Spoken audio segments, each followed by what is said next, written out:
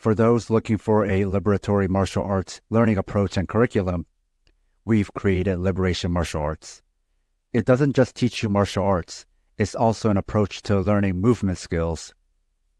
The whole point of our program is to remove the need for a coach, to liberate you from the need of top-down instruction and toxic gyms. If you already have a coach and a gym, then you can apply our learning approach to improve your progress. LMA can also serve as a supplemental martial arts community to counterbalance the commercial gym you go to. You can actually apply our learning approach to learn anything, and our practitioners are. They're applying it to all sorts of things, whether physical, mental, or even personal. It's just a radically different approach to learning. Sign up for Liberation Martial Arts at the Southpaw Pod Patreon, or support us by signing up for one of our other tiers. This will give you access to bonus content, transcripts, and uncut versions of our shows without breaks or interruptions. There's also ways to make one-time contributions. I'll add a link in the show notes. This is Sam. And this is Fight Study.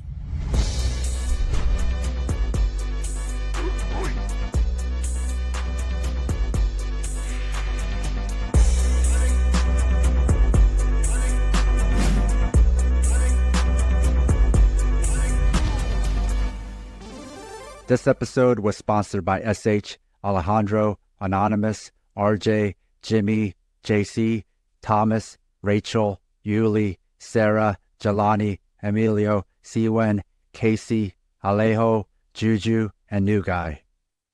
Sponsors not only get a mention on every episode, but also a monthly training session with me. Sign up on Patreon. On this Fight Study, I am once again joined by Palestinian martial artist, activist, and coach Ramy Daoud to discuss UFC 304 and its relationship to Palestine. Welcome back, Ramy. Thank you so much for having me, Sam. I've been wondering when you're going to invite me back. This seems like the perfect time. It really does. So first, let's start with a very tricky question to ask any Palestinian person right now, which is, how are you? And take your time with that question. No, thank you, Sam. As we were chatting before the show, I almost have like a reflex of the fake answer that makes day-to-day life run smoother for me, of just saying like, oh yeah, everything is good. But with somebody that I trust like yourself, and we've spoken many times about Palestine, it's a very, very difficult time in not only my life, but every Palestinian, whether they're in Palestine proper or in the diaspora.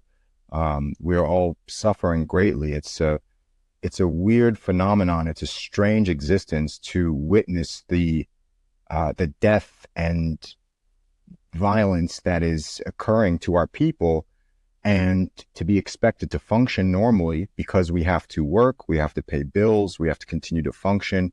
It's such a strange existence, and the best and most honest answer I could give you is I feel like I'm floating through life, like just disassociating completely, like I'm seeing life happen from above.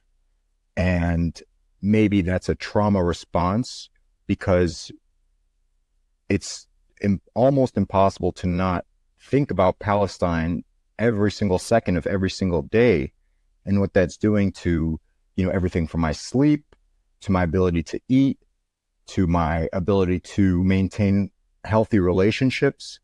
It's all been greatly affected because of the current genocide in Palestine, and specifically in Gaza, and of course in the West Bank. So let's explore that further. Tell us about what life has been like for you as a Palestinian activist, but also as a martial artist, coach, and gym owner. I almost will use this as a chance to be very vulnerable, in the hopes that other Palestinians who may listen to this will do the same, because many of us are putting on a brave face, and I don't think it's helping our cause to be very stoic and to show that we are okay, because we are not. So the reality is, Sam, and this will surprise people who know me, my students who are going to listen, there are many times when I am just breaking down crying on the way to teach classes. I park my car, I wipe my face, I take a few deep breaths, and I go into my gym and I ask everybody about their weekend, and I crack jokes and I make small talk, and no one knows anything is wrong. And that's kind of how a lot of people I know have been functioning, secretly grieving and mourning and in pain, but publicly putting on a brave face. And I do want people to know that the Palestinians that they interact with on a day-to-day basis, who may seem jovial or even in good spirits, there's effort to that. It's not genuine. They're not being their most vulnerable self because they're afraid to. And, with you and in this environment and with Southpaw, I consider you a good friend. And so I'm happy to be very candid with you. It's very difficult. I'm very thankful. I have my martial arts studio. I have my students. I have my parents, my sibling, my friends, my family. Like, I'm very, very lucky that I have such a great support system, but it is an isolating experience in a sense, in that you feel that only other Palestinians can understand exactly what you're going through. So there's a feeling that you don't want to explain what's going on in your mind and in your heart, because it might be taken the wrong way, or you might be seen as unwell, or, that people might distance themselves from you if they knew how much pain you were actually in and what your day-to-day life is like. It's been a nightmare. It's been almost a year of a nightmare. I don't know how our mind and body can take this sort of trauma every day, and every time I open anything, whether it's my TV at home, Instagram, any social media, I'm bombarded with the images of dead Palestinians, of suffering Palestinians, of screaming Palestinians, of crying Palestinians, who are all the victims of Zionist violence and Western imperialism. And you feel helpless. You feel extremely helpless. I know many people in my shoes wish we were there to physically defend our people, and we cannot. That's not even an option. Even if I did everything possible to try, it's not an option. So it's just, you feel like whatever you're doing is not enough.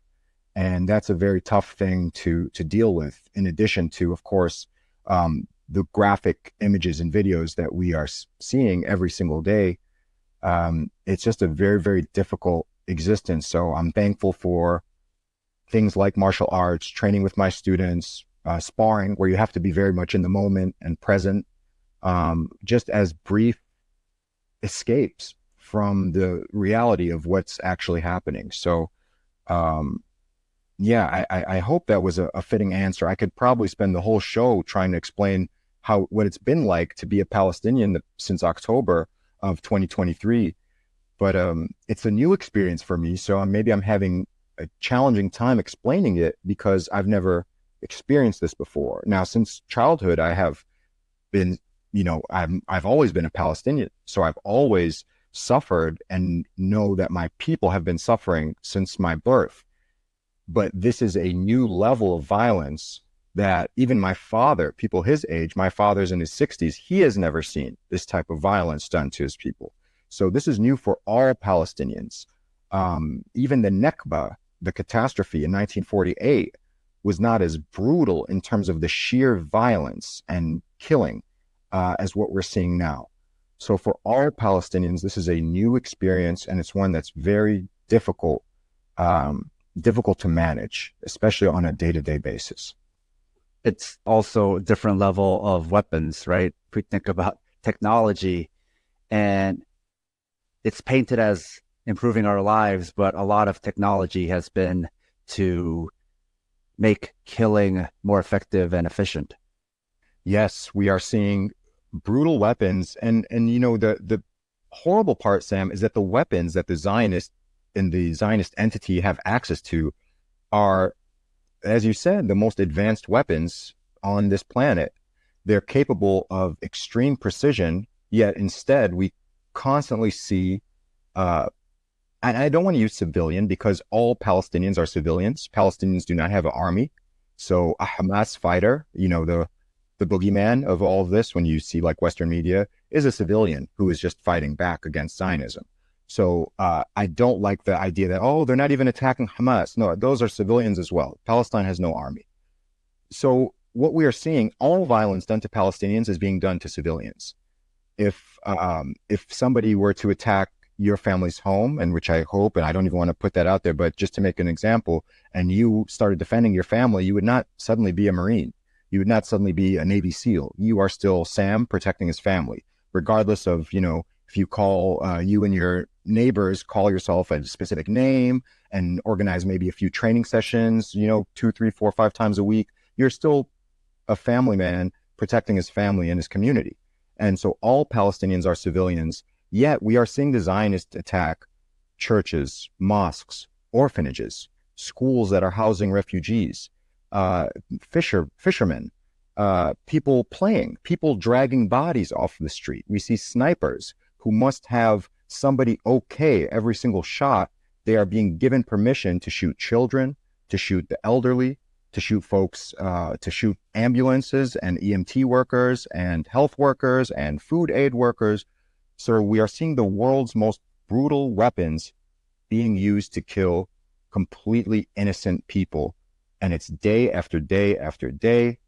And the only positive, or one of the few positives, is I believe that the myth of Western values and the international community, these phrases we always hear, I think they've been proven to be just facades. They're not real. They never existed. And now it's a fact. It's for all to see, because it's these Western values that are killing these Palestinians. So yes, the weaponry that we're seeing now, it's unlike anything we've ever seen as far as Palestinians who have suffered under Zionist occupation. And we should mention, not only does Israel have some of the most advanced weapons and surveillance technology, but they also have access to the world's most powerful and advanced countries' weapons and surveillance, which is the US, but also the UK as well. Yes. This is the Western world has joined forces to eliminate the indigenous population of Palestine for this settler colonial project known as Israel, a Zionist entity, which is, as we discussed in our the prior time that we spoke, is nothing but a settler colony built on top of an indigenous people's land, cities, towns, homes, schools, and so on. And I think that's an important point, because there's some radicals in the West who might be on the right side of supporting Palestine, but how they get there matters. Mm-hmm. And they often say indigeneity doesn't matter here, it's just about what's wrong. And they want to use the lens of authoritarianism, and Israel is being authoritarian. And I just want to say, just shut up. Like, indigeneity and occupation and this lens does matter. And even if you're right about this, using the authoritarian lens as an analysis of power and like all these complicated situations is really clunky, and it's why these people got onto supporting Palestine so late, because of this lens. Right. So even though they're on the right side now, every other time they'll have to learn that lesson again, and they're going to take the longest to get there. And they will also have defectors where along the way, a lot of their compatriots and people within their own space will defect because of their lens. Exactly. That is a lens that the West likes to use, and it can be sometimes useful, right? If you're looking at, I don't know, like a martial arts gym or something. Right. But it's not the way to analyze the world. It's not a way to analyze like power structures, especially when you're thinking about like countries' power over other countries. It's often used as domestic, like who is a powerful authoritarian individual having domestic power over people within their own community or culture, right? It's not a great way to look at how one country has power over another country, or occupiers coming in having power over the indigenous population. So I'm not saying throw it away or that it's wrong or it's not useful, but it has specific uses, but often impractical. Yes, I agree. And we see the topic of Palestine being used almost as an intellectual exercise by the types of people you're referring to. And it's kind of, it's insulting, because this is a issue that has tangible consequences to an indigenous population that is now the world's largest refugee population. So this is not just like a stimulating intellectual exercise or debate.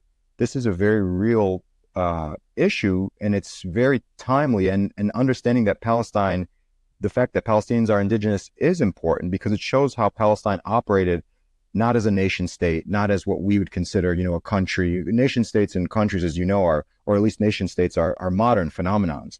And Palestine has survived as an indigenous community for thousands of years. And it is important that Palestinians are indigenous, that they belong to the land, that they love the land, that they care about the land. You even see the connection to the land. The connection to the land is important, and the land is actually rejecting the Zionists who are trying to make, occupied Palestine, aka Israel, look more like their homes in Europe. So they're bringing plants, trees that are from where they're from in Europe, and the land is literally rejecting them. So the land knows who is indigenous to the land, and Palestinians are indigenous. They use what the land gives them. They take care of the land. They love the land. I mean, you've seen, and I think folks who have studied Palestine or followed closely will see that when an olive tree is burned down, Palestinians will cry as if a family member has died. Because when Palestinians grow olive trees, it's not to feed themselves, it's to feed their grandchildren. Many times olive trees will not produce fruit routinely for 40 or 60 years. So when you grow an olive tree, it's not even for you. You might not even live to see the benefit of that labor. It's for the future. You have the future of the people who are the future Palestinians. So it's being indigenous, and that the fact that Palestinians are indigenous is very important to this topic and to this issue. And also, it's a difference between what you mentioned, right? I would say very loosely that could be like considered a land-based understanding of not only your land, but of yourself, which is different from an individual understanding of the self or an ideological or race-based understanding of the self, or an understanding of the self that is isolated from the land. Because if you think about Zionists, it's like a way of understanding yourself and your group that is like in a vacuum that can exist outside of everything else. And that is why they have this sense of superiority, which they enact, right? Right. Disconnected. It is like floating above all else, looking down at everything, right? Right. It can exist without nothing else. It is independent. It is absolute rather than interconnected. So if you're separate and independent from the world, then the world exists as your oyster. The world and its inhabitants exist for you to take from. And so since you exist independently and you're not looking to live in community, but to rule, and you're not connected to the land, and the land is something for you to command, you can maintain your identity and who you are as an occupier. Indigeneity doesn't matter because all of this is yours to take. You don't care what the land thinks. You don't care what other people think. You only care about yourself. You don't care about connection to the land. You care about real estate and home prices. You care about the land insofar as it has value and it's an asset and it's capital you can accumulate.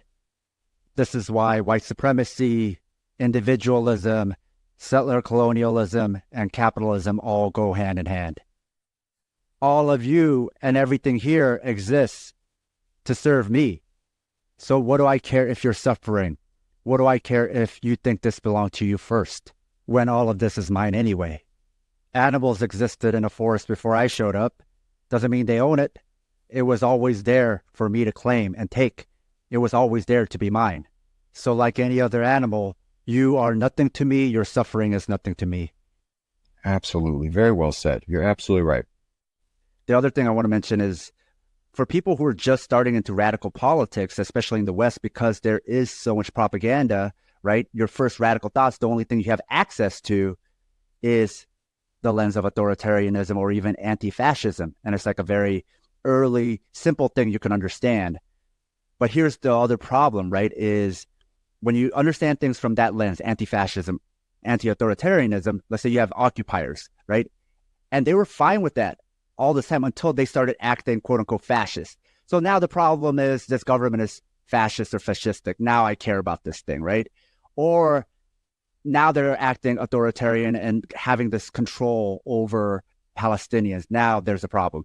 So the problem is this lens, right? Right. This lens is basically saying the occupation isn't the problem, so long as they're not being fascistic about it, right? They could be the nicest. It doesn't matter, right? It's about consent. Nobody consented for you to come here, right? Mm-hmm. So from a moralistic perspective, whether you're nice or not about it, whether you caress me in a very gentle way or not, if you don't have my permission, you're not allowed to do that. Exactly. So that's why indigeneity matters, because they're the ones who have to give consent, right? So again, these kind of very popular lenses that the West use, they have their own problems and deficiencies. And I get why people are drawn to it, because it's not that you're even drawn to it. It's all you have access to. Anything more radical than that, anything that is more anti-imperialist than that, where you were criticizing Israel from the beginning and supporting Palestine from the beginning, that was tantamount to terrorism. So you didn't have access to that. This is all you had access to. This is what you could even agree with your liberal and conservative friends about, because it's non-threatening and it's safe. And it's like centrism. It's like, oh, we can all agree authoritarianism is wrong. We could all agree fascism is wrong. But can we all agree, let's say prior to this, that Palestine is on the right side of history? No, then that was too radical, right? Mm-hmm. So these are some of the limits and problems of these kind of lenses. And I think people need to move beyond them, because Palestine shouldn't be like some intellectual exercise. We're trying to figure out why you're on the side of Palestine. Just forget those lenses. Absolutely. And this reminds me of, people like Bernie Sanders are very careful to say Netanyahu and his right-wing government, meaning that the issue with Israel, the state of Israel, is the current right-wing government.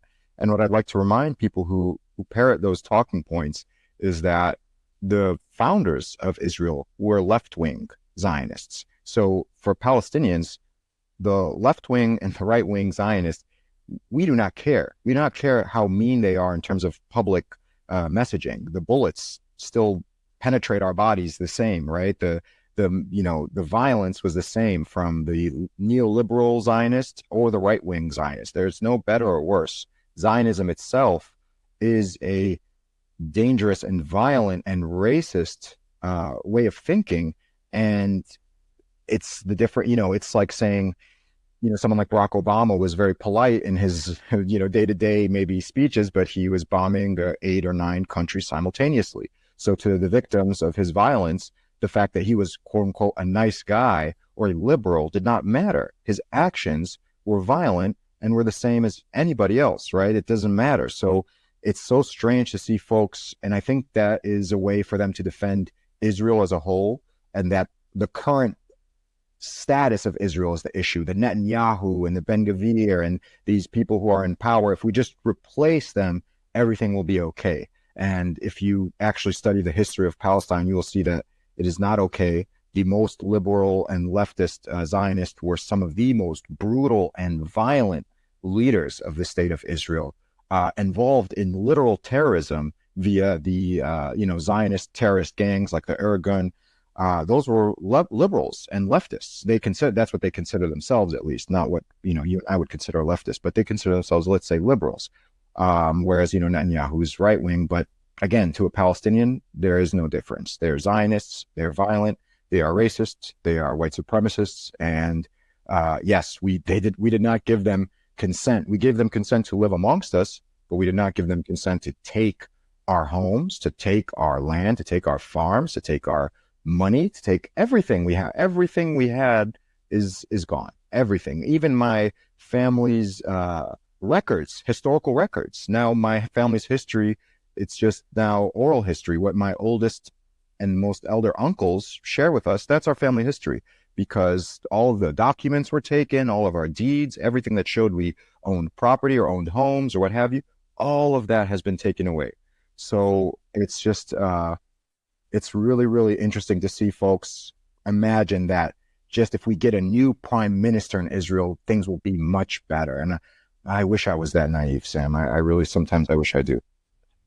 Yeah. So there's still big anti-fascist accounts that will not say Israel is valid, but they will use that language where they always only speak about Netanyahu and right-wing extremism. And it's like, Netanyahu and right-wing extremism is not the main problem. The main problem is Israel and the Zionist project, and ultimately the settler colonial project, right? It doesn't matter who's at the helm. The project itself is corrupt. Yes, exactly right. So let's get back into something you were talking about earlier, spending time at your martial arts studio. Sure. I run a studio called Phoenix Sports Empire, and I opened it in 2016, and it's a passion project. I am the worst businessman of all time. I I posted recently in my story because it was our 8-year anniversary in January 2024. I kid you not, people who are going to listen, they know me and they can attest to this. I've never once discussed like sales or any like numbers with any of our coaches or the people who helped me run we never discussed like, oh, we made more this month or less. Not once, Sam, I swear on my life, not once have we discussed anything like this, even though this is my full-time job, mind you. It's not just a hobby. I depend on PSC to survive. I just focus on giving people the training and experience that I wish I had because I've been doing martial arts all my life. And I did start kind of mimicking some of the methods that I had seen, like the coach is like ultimate authority. You never question the coach or the instructor. And I started in Japanese martial arts, specifically Shotokan karate, and there, like, questioning the instructor was black. You wouldn't even consider it. I remember I started to watch MMA when I was taking Shotokan, and I was influenced by what I'd seen. So I started putting my hands up. And I remember one of my instructors was like, no, you put your hands below your shoulders. And I was like, okay, you got it. Like, there was no wiggle room. There was no, if you're more comfortable putting your hands up, and here's why this is a good idea as opposed to this, here's what you should look out for. No, none of that was ever explained to me. Everything was very rigid. You mimic what I do and that's it. And when I first started teaching, I did, unfortunately, I hate to admit it, but I'm going to be honest with you, I did kind of think that that's how you're supposed to teach.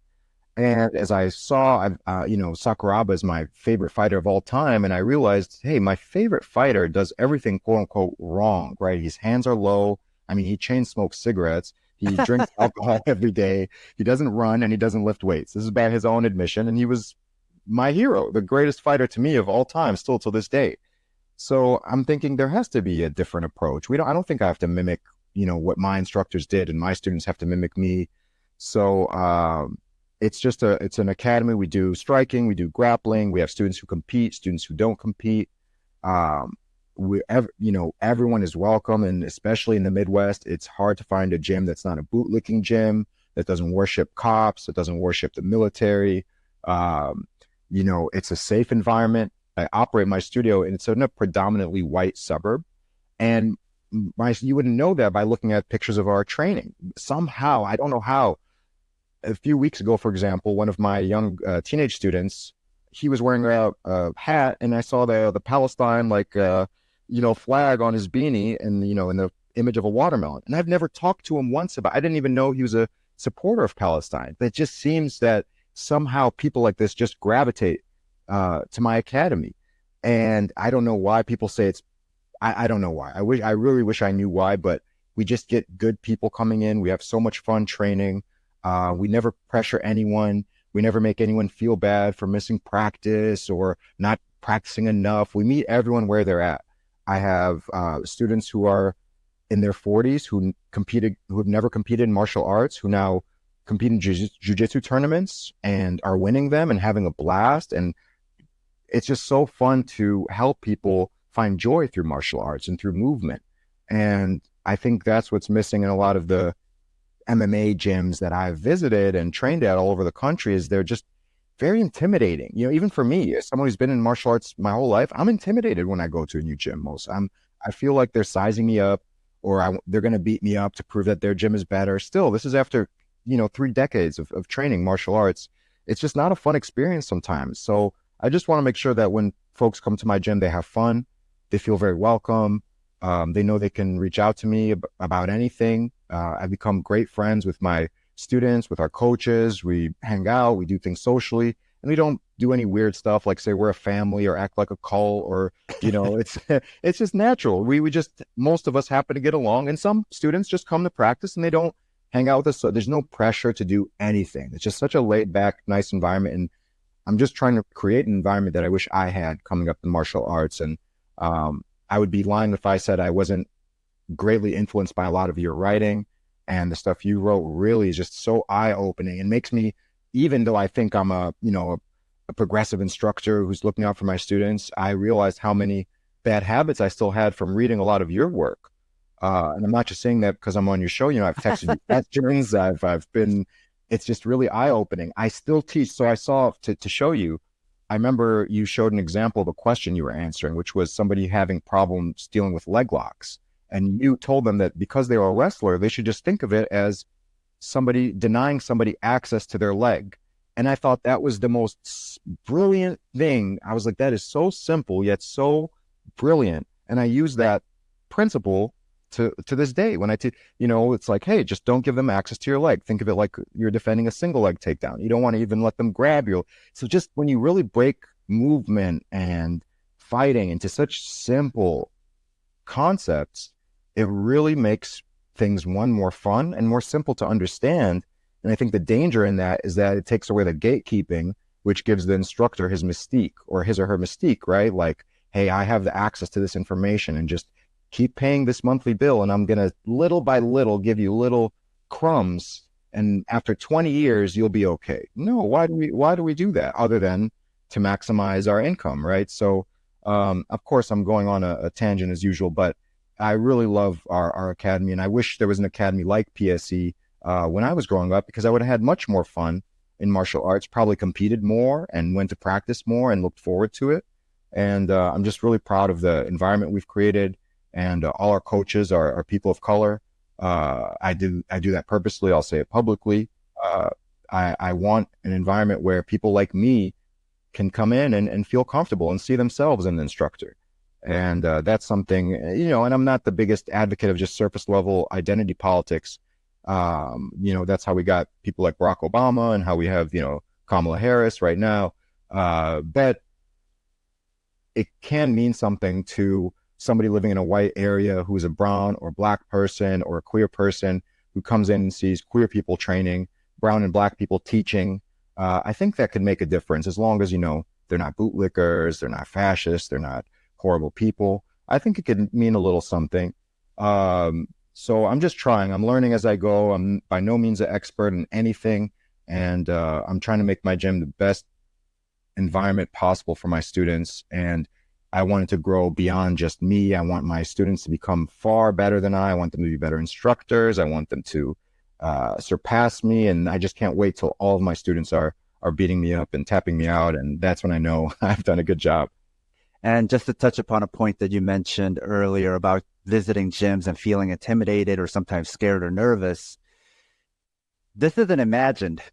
Having visited a lot of gyms, and I know you probably know this from experience, no, there are people who will try to beat you up and teach you a lesson or try to prove something by beating up the visitor, or they even have a policy within their own school of like fresh meat. Oh, this new guy is just visiting.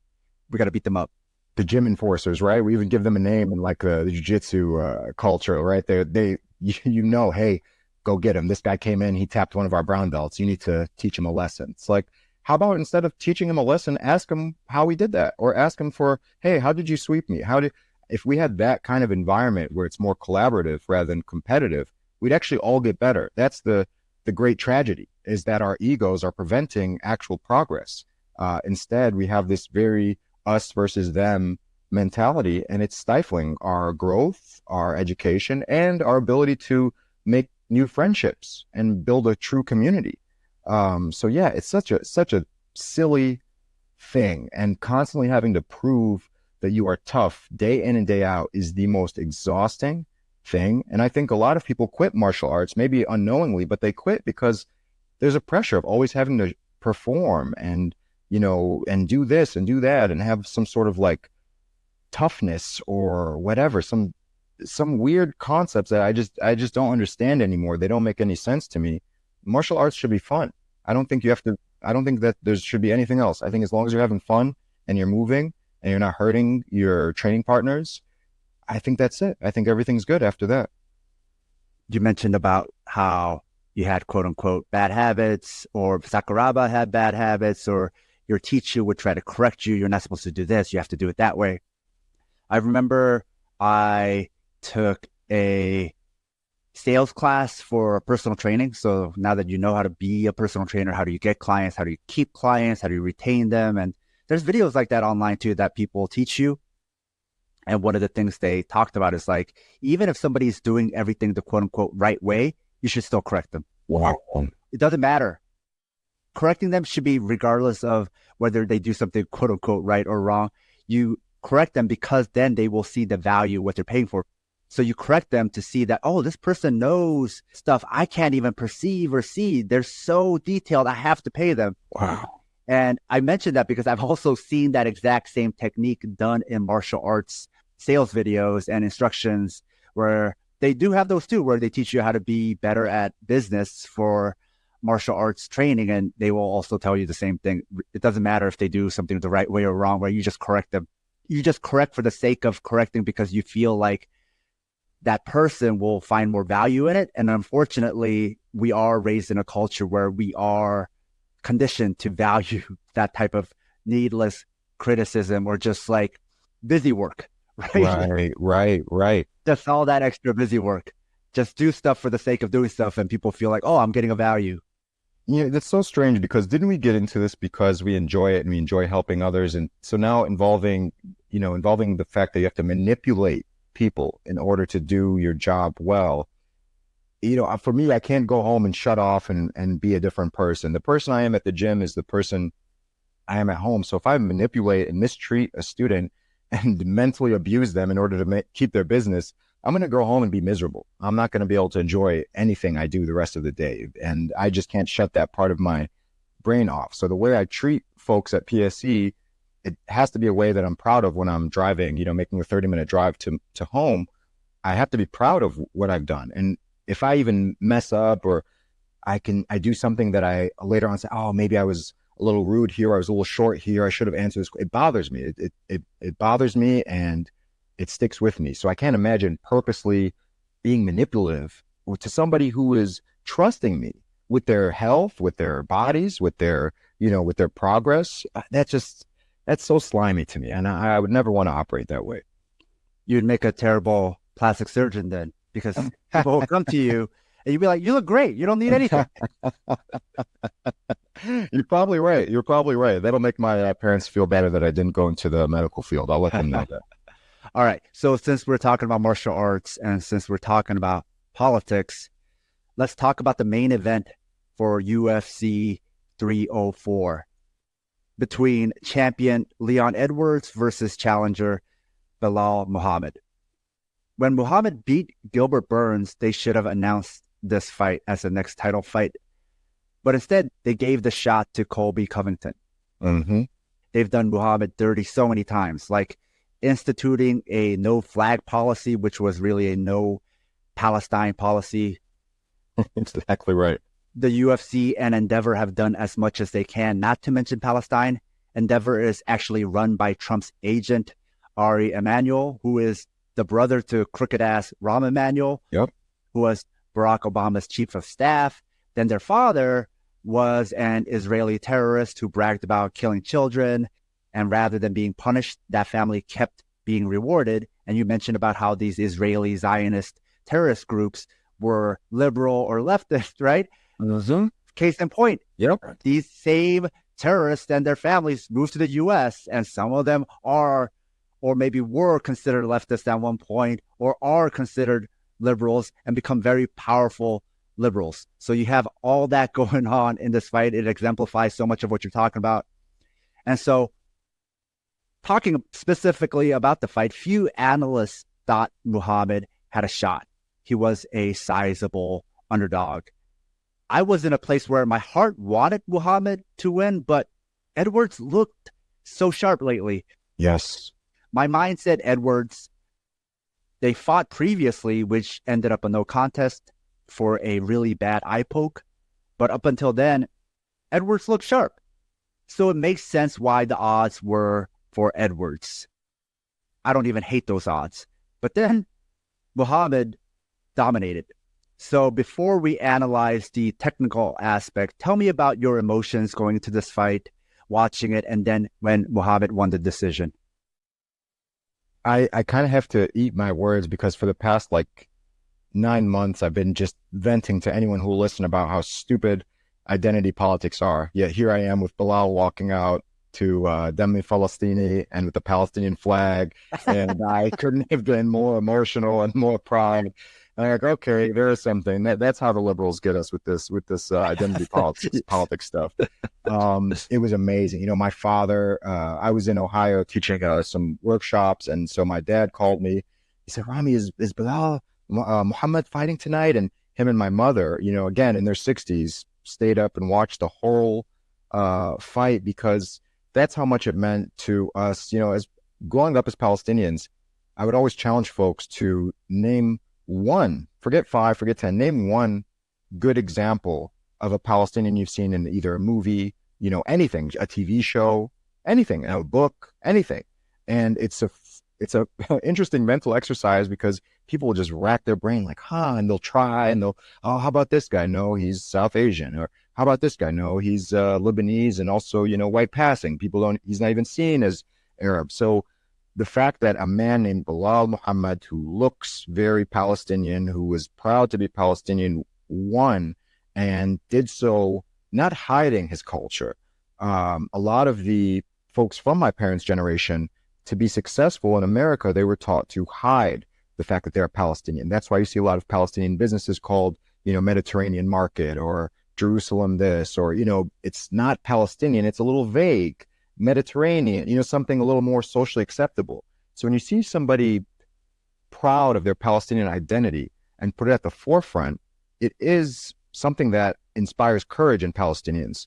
And I hope that it inspires Palestinians to be proud of their culture and proud of who they are and where they come from, and never to feel ashamed of being Palestinian. And that, like all people, we are capable of incredible things, just as Belal showed us in the main event. So it was an amazing moment for Palestinians. I mean, every single Palestinian I knew was talking about the fight. People who had never spoken about not only MMA, but martial arts or boxing or anything even related to combat sports were texting me and calling me so excited about the fact that a Palestinian is a world champion in the UFC. So truly an amazing feeling, especially at this time, especially now. How fitting that it's happening now while the world is demonizing Palestinians and killing Palestinians, that a Palestinian kind of rises to the top of a organization, as you said, which is literally owned by a Zionist who's the son of the man responsible for the King David Hotel bombing. I mean, you can't write this stuff. This is just too incredible. The people's reactions to this main event and this UFC also shows how there are two factions to Palestine, right? Because people who are complicit or pro-genocide were like, oh, this is the most boring UFC ever. Mm-hmm. But people who are for Palestine were like, this is the most exciting and important UFC ever, right? Absolutely. Because the opposition, the Zionists and their allies just want to downplay anything that makes Palestine shine. Exactly right. Exactly right. I mean, you posted, I believe, on the Southpaw Instagram account, Dana White's face when he was putting the belt on Belal, and that just says, well, I mean, Dana White can't hide what he's thinking. He whatever he's thinking, it's on his face, and he couldn't have been any more upset that Belal was the champion.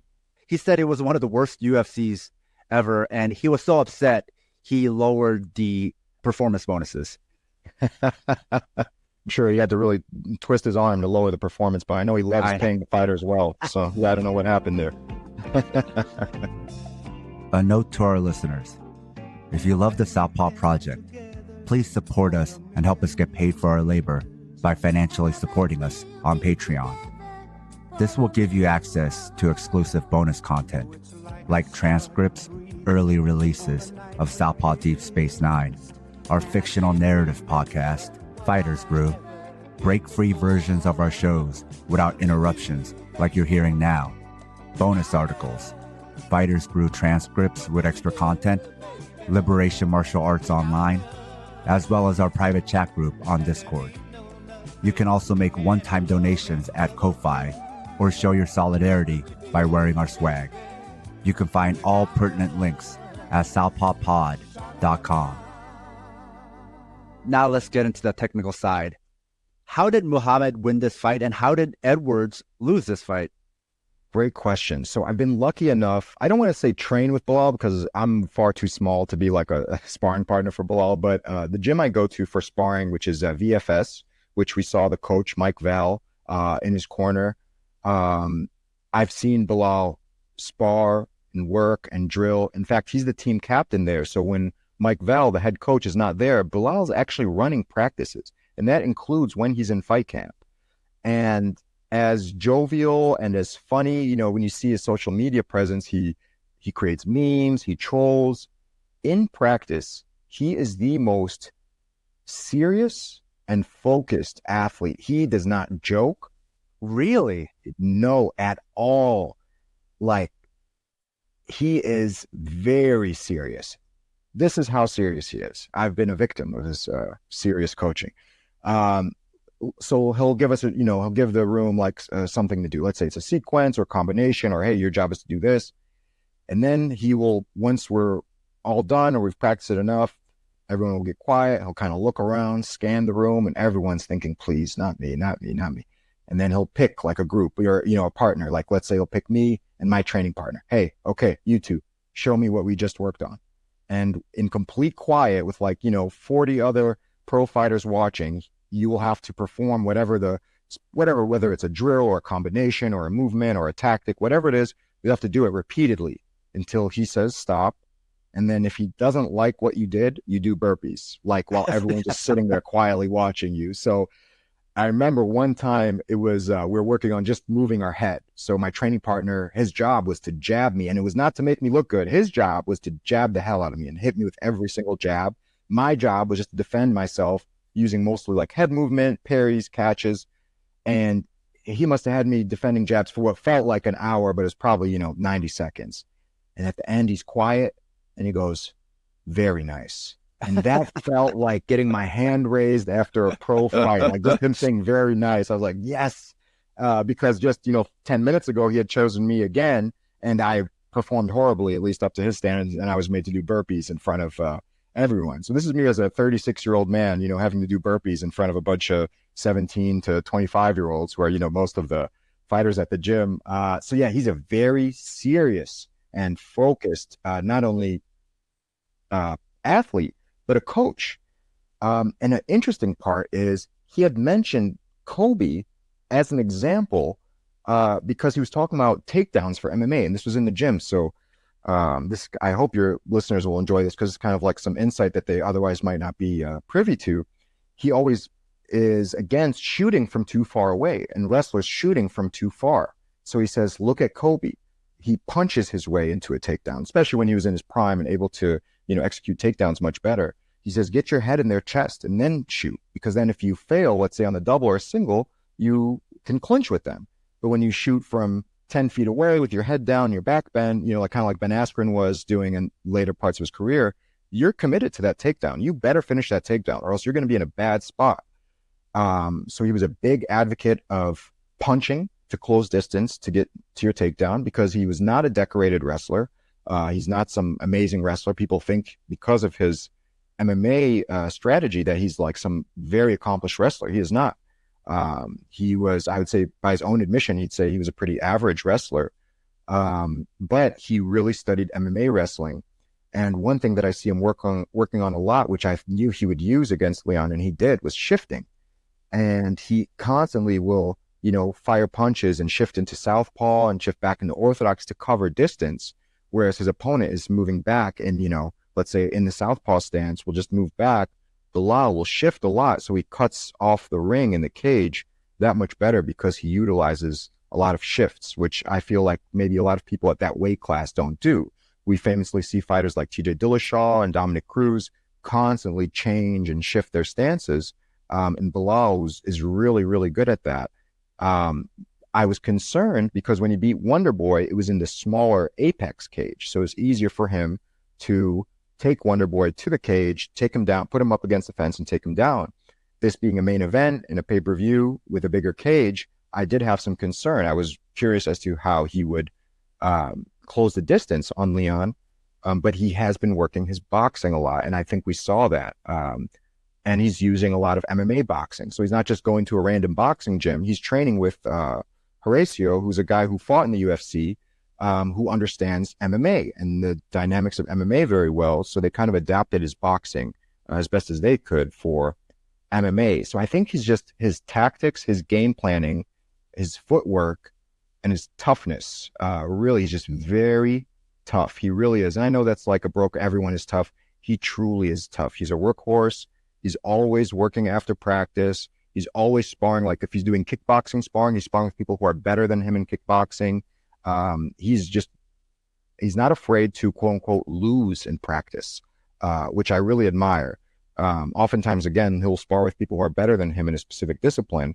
And you see him improve day by day because of how that humility. He's willing to get beat in practice in order to do well when it counts, which is, of course, in competition.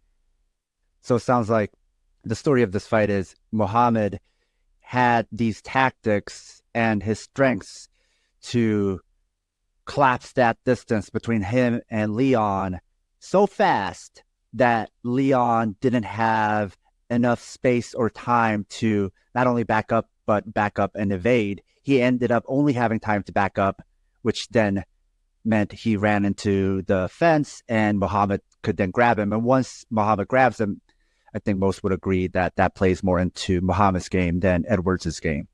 Absolutely. And I think, watching the first fight, I believe that there's a clear improvement in Belal's balance, just overall balance as an athlete and a martial artist. Leon was outstriking him in their first bout, and some folks will say like, oh, he was outclassing him on the feet. That might be accurate.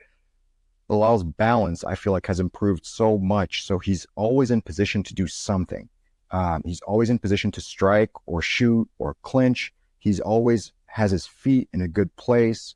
So it's like the little things like that, like balance, that, it's not glamorous to work on your balance when you're 20 pro fights in, but his balance is far better than it was. And that gave him more options than before. And I think Leon was surprised by his willingness to strike from the outside in order to close distance. Belal landed a few really clean punches, a good uppercut, many good jabs from what I remember.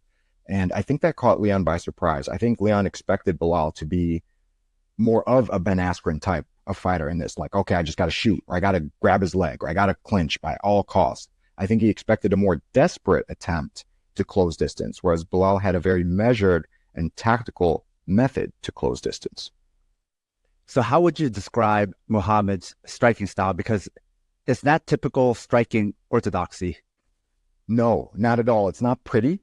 It's not like aesthetically pleasing, whereas Leon, is very sharp. His striking is pleasing to the eye. It's beautiful striking. Belal's is effective, and his punches are quicker than folks would expect. So he's not, again, it's strange because he's not a fast athlete. There are people in the gym who are faster than him for sure. He's not a super athlete, but his hands are pretty quick. And he uses punches, he uses volume punching when he feels he needs to. And I think that can disrupt the rhythm of a striker like Leon. Leon, if you give him time and space, he will devastate you with a high kick like he did to Kamaru Usman, or sharp punches or knees. So Belal's goal, I believe, humbly speaking, was to disrupt his rhythm, to disrupt his balance, and to be full of surprises, so that Leon, by the end of the fight, instead of initiating or even looking for specific counters, was more like, hey, what's Belal doing? What is this? I didn't expect this combination. I didn't expect this long, loaded up uppercut from this angle. I didn't expect, this takedown at this time. Belal's timing is very awkward, and that serves him very well in fights like this. Whereas a great striker like Leon, they want to pick up your timing. They want to find patterns in order to create ways to disrupt your timing and mess with your patterns. And Belal was kind of all over the place, punching, locking up, shooting, slams. It was an awkward pace, and I think it was tough for Leon to get his kind of momentum going. And he said after the fight, like, I felt slow and I felt this, and I'm sure who knows what was going on. And he's a great and wonderful and very skilled fighter. But it seemed like Belal was able to just disrupt his pace, and Leon couldn't even get into a groove, so to speak. So let's talk about how important it is for Muhammad with his style to find the right coach and team, because we know a lot of coaches will try to train Muhammad out of that style and fit him into an orthodoxy. So finding an appropriate coach who won't do that, and not only won't do that, but will help you blossom in your own unique style, is really hard. Absolutely. And, that's something I really respect about Belal is he's been with VFS for 6 years. I believe he originally started off at a good gym called Chicago Fight Team. He went to Rufus Sport for a while. He was living in Milwaukee for a while. I believe he was roommates with Jared Gordon, if I remember correctly. So Belal is somebody who will travel. He's been committed to mixed martial arts for a long time, and will not just stay with a coach out of quote unquote loyalty, which can be, horrible for all sorts of reasons that, you're very good at explaining. He looks for the best fit. And even now, the team he practices at, which I see him at the gym, which is VFS, he still has training partners and coaches from other gyms. So he will pick and choose. It's not just, okay, I'm at this gym, so their coaching staff, they're my corner. No, I want this guy from this gym I used to train at because he understands me, but I want the head coach from this gym. And of course, he has his longtime mentor, Lewis Taylor, who won the PFL tournament and won the $1 million tournament for PFL. That is his MMA mentor from the beginning. And he's been by his side since Belal started fighting at 23 years old. He got a pretty late start to MMA. He didn't start training mixed martial arts, I don't believe, till he was about 23. Before that, he had just some wrestling. So Lewis Taylor has been an integral part of his progress. And I think when he found Mike Val, that was the perfect missing piece, because Mike Val is more of a striking coach, but unlike a lot of striking coaches in MMA, which is focused, okay, today's combo is this, and today we're going to work this.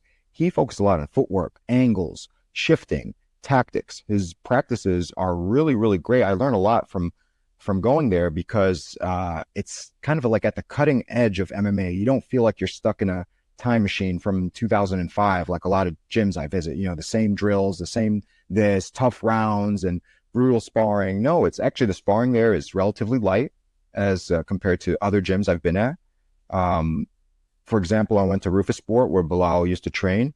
I saw somebody get knocked out in sparring, and the coach, which was Duke Rufus, just had two of his guys drag him out of the room like he was a dead body, like, hey, get this guy out of here. He's knocked out. He's wasting space.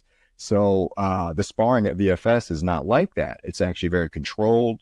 They have a full cage in there. So, people like Belal, when they have fights coming up, are getting so much time in the cage, moving around. And Mike Val's a really, really, really, really good coach. And I think he's a good coach for Belal, for what Belal needed to become an elite level fighter. And we can't forget to mention how Muhammad has been recently, the last several years, training with Khabib Nurmagomedov, Islam Makhachev, and their team as well.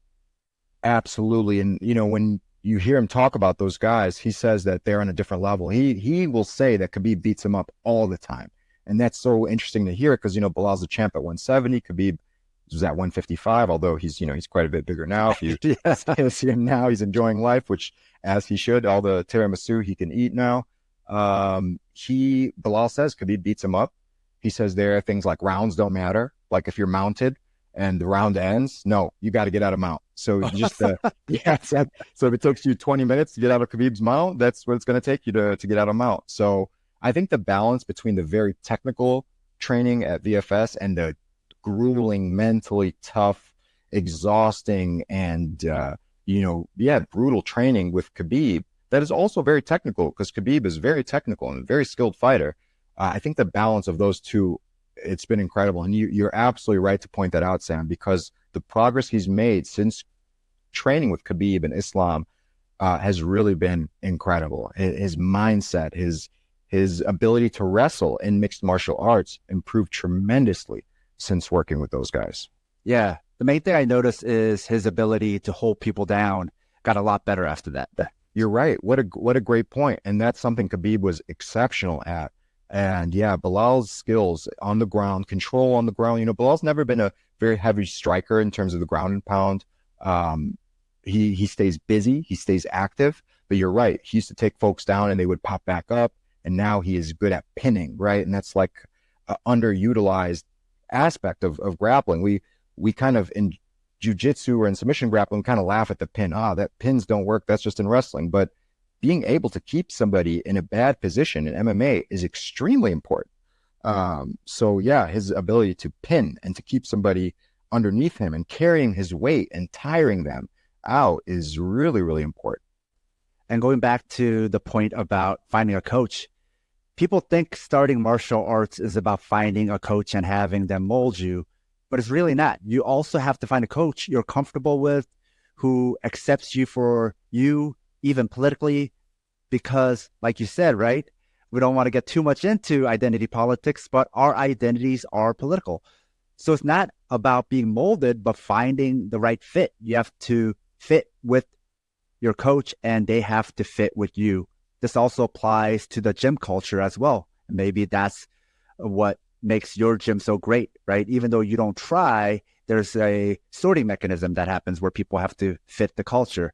And I can't imagine Muhammad finding the same success he has, or even staying with MMA this long, unless he found people who accepted his Palestinian identity, who weren't going to be Zionist, and also let him fight as himself. You're absolutely right. Mike is the coach at VFS, is just a cool guy. I mean, he's a really nice guy.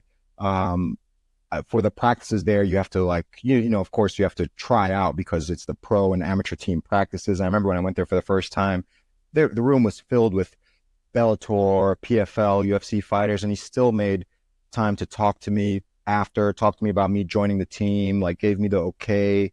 Just a nice, pleasant guy, no tough guy attitude. He kind of lets everybody be who they are. There's no, in some gyms I go to, Sam, there's kind of a personality that's shared amongst the members. Like they imitate the coach. And I can think, I wish I already, talked some crap about Rufus Sport, which I hope I don't get beat up for. So I'll be quiet. I mean, if people do some Googling, they could find a lot of horror stories about Rufus Sports and lawsuits and even death manslaughter case. Yes.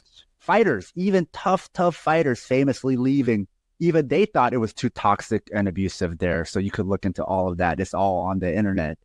Hopefully it hasn't been all deleted by now because a lot of these outlets have gone out of business, but there's stuff there. When Pat Barry leaves your gym because it's too toxic, that's really saying something. So yes. Yeah, you're absolutely right. That says it all.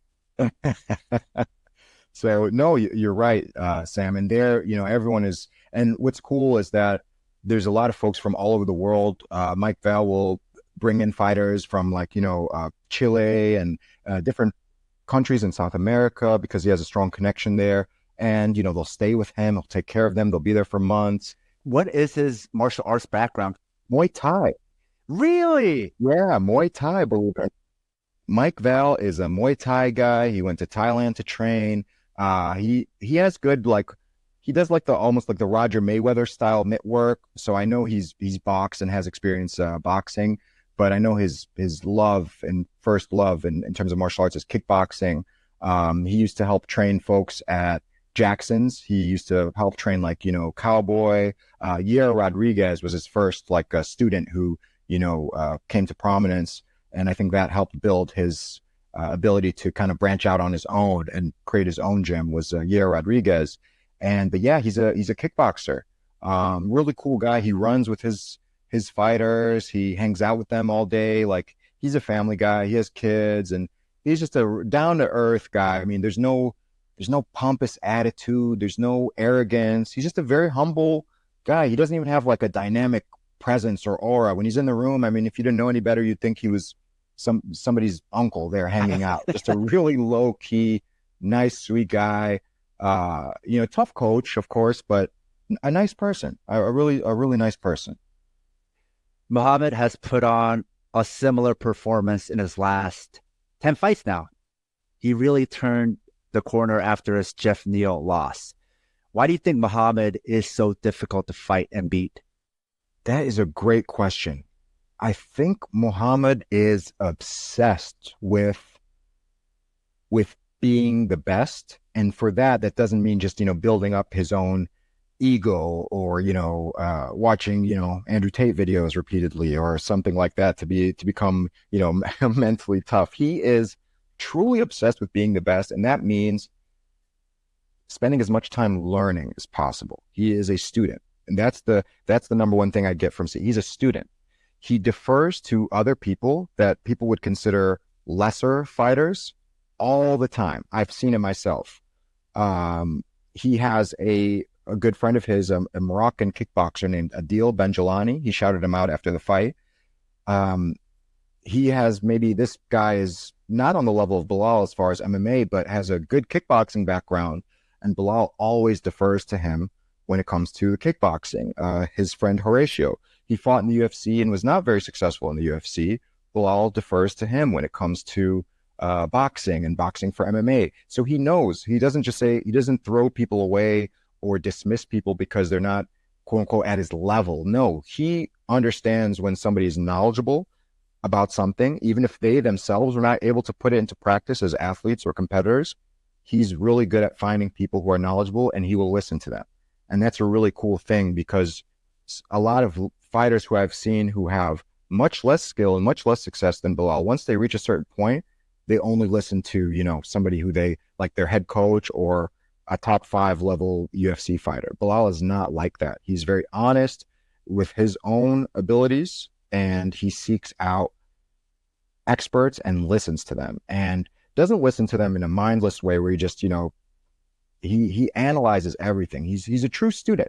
He really is. He's a student. He's someone like you, how you are a student. You're always watching and you watch different sports and you watch movement and you put things together. He's like that. He's not quite a Sam Yang yet, but he is he is on his way. He really likes to understand movement, balance, timing. So I think his just obsession with always learning and never just following old protocols or repeating old habits. He's always evolving. And when you see his loss to Jeff Neal, just his striking, his defense against striking in that fight, it's night and day. And that is a testament to his continued progress. And I feel like he's going to continue to get much better as a fighter because knowing him, he is not going to be satisfied with this. He's going to be watching this fight thinking I could have possibly finished the fight here. I should have done this with my boxing. That's just kind of how he is. So I think we're going to see continued growth from him as he continues. Now, that's not going to say he's going to win every fight, but I do believe we will see a better version of Belal. But unlike other fighters, he's not going to fall in love with his striking enough to ignore or abandon his wrestling. Where some fighters, they land a few good punches and they're like, okay, all of a sudden I'm a striker now. No, Belal knows where his strengths are and he plays to those strengths while continuing to develop his other skills. In the training room, does the guy ever get tired? He's a really active guy. He likes playing sports. He likes basketball. He likes running. Like on his off days, he'll run these like famous stairs that a lot of fighters go to in the Chicago area. I think it's very similar to Clay Guida. Clay Guida was because I trained with Clay Guida years ago, and he was just very active. Outside of training, he was active. He's always moving, doing something, playing, moving, even if it's something like fishing, he's still moving, walking around, running. Oh, let's play soccer. I asked Clay's brother, Jason Guida, because Jason was not like that. And he said, yeah, Clay would always go from wrestling practice, then go play soccer with his friends and go play basketball. These people just love moving and love being active. And I think Belal is very similar. Belal's not the type to sit at home and, read for 4 or 5 hours. He likes to engage and move his body. And I think that helps him just being a very active person. His body is used to a certain workload. Yes, used to a certain workload. Because again, on days that I would suggest to somebody that, hey, you should probably rest, he'll go and run hills and then do mitt work on top of the hills. Yeah, you said off day that he ran stairs. I'm like, wait, that's not what off day means. I'm with you. I'm always shocked that I'm like, wow, let's say I saw him at the gym doing rounds and rounds of this type of work. And then I'll see him on his rest day and he'll be literally running stairs and then doing mitt work once he reaches the top of the stairs. I think he is truly obsessed. And of course, there could be a downside. There's overtraining to the point of damaging your body. I don't know how he feels, like how his body feels or how tired he is, but he is always in shape. I've never seen him like exhausted in the gym. I've never seen him like collapse on the ground. I've seen many high-level fighters who folks would be surprised. I've seen them collapse, from just sheer exhaustion at the end of the practice. I've never seen Belal do that. Never. Now let's talk about the heavyweight interim champion, Tom Aspinall, in a rematch against Curtis Blaydes. Blaydes has this reputation for blowing the big fights, and it happened again. For Aspinall, the majority of his wins have come from first-round stoppages. Give me your thoughts about this pretty short fight. Yeah, Curtis, I actually know way better than I know Belal. Curtis and I both used to train at Midwest Training Center in Schaumburg, and we both even had the same manager for a time. I used to sometimes give Curtis rides home from work, and we'd talk, and he's still such a nice guy. He didn't go big time on me once he started to fight in the UFC. He still follows me on Instagram, and we're Facebook friends, and you keep in touch. Really nice, humble guy. Curtis gets excited when he lands a punch. And when he landed that punch on Tom, he started throwing hooks, and Tom was throwing straight punches, and straight punches will get there faster than hooks. And I believe now, looking back, that once Curtis hurt him with a punch, that he should have immediately took him down, and while he was disoriented. Because they were clinched, right? Yes. He hurt him. Instead of falling down, Aspinall grabbed him to clinch and recover. And so there was that sequence. And that's kind of like the Achilles heel of Curtis. I think he is physically capable of being champion. I think he could have beaten Tom. I sincerely believe that. But I think tactics and also falling in love with his striking. I didn't want to admit it, but when I was mentioning folks who kind of fall in love with their striking, Curtis was the first person that came to mind, because I do remember when Curtis's striking was abysmal. And this was even at his pro career. Even to the point where me as a bantamweight, I used to spar with Curtis standing up and not die, which shouldn't happen. Now he would kill me, of course. Trust me, I'm not delusional about my abilities. He would kill me. But that's how rudimentary his striking was at a certain point. And this was while he was at a professional level, low level, local level. But when he moved to Colorado, he found fantastic coaches who really did develop his striking. And I just feel like he got too excited about his striking, whereas that wouldn't happen to a Belal. Belal is hyper-focused. He is very realistic with his abilities. And I think Curtis felt like he could knock out Aspinall, which of course potentially he can. At heavyweight, anyone can knock out anyone. So he's not wrong to think that, but I feel like he was wrong not to play to his strengths, which is his wrestling on the ground. He has vicious elbows, vicious ground and pound. He could stop the fight at any time with his ground and pound and his elbows. And I wish we would have had a chance to see that, because Curtis is far better than what he showed in that fight. And so his striking was just not on the level of Tom's. And, props to Tom. It was great punching. He followed through with very good killer instinct, stayed completely aggressive, did not give him a chance to recover. And I like Curtis a lot. He's a really great guy, and I feel like he could do well if he focused on his strengths. Use your striking to get the fight to the ground where you excel. And hopefully he makes those adjustments. I think he will, based on a few comments he made after the fight. He admits, hey, I got excited. I landed a decent punch, and so I started swinging. He's a better boxer, so he's throwing crisp, straight punches. I'm throwing hooks. He landed first. Curtis' chin is okay, but it's not the greatest at heavyweight, so he is susceptible to getting knocked out when getting hit clean, which, again, at heavyweight, I feel like that could happen to anyone if your name isn't Mark Hunt.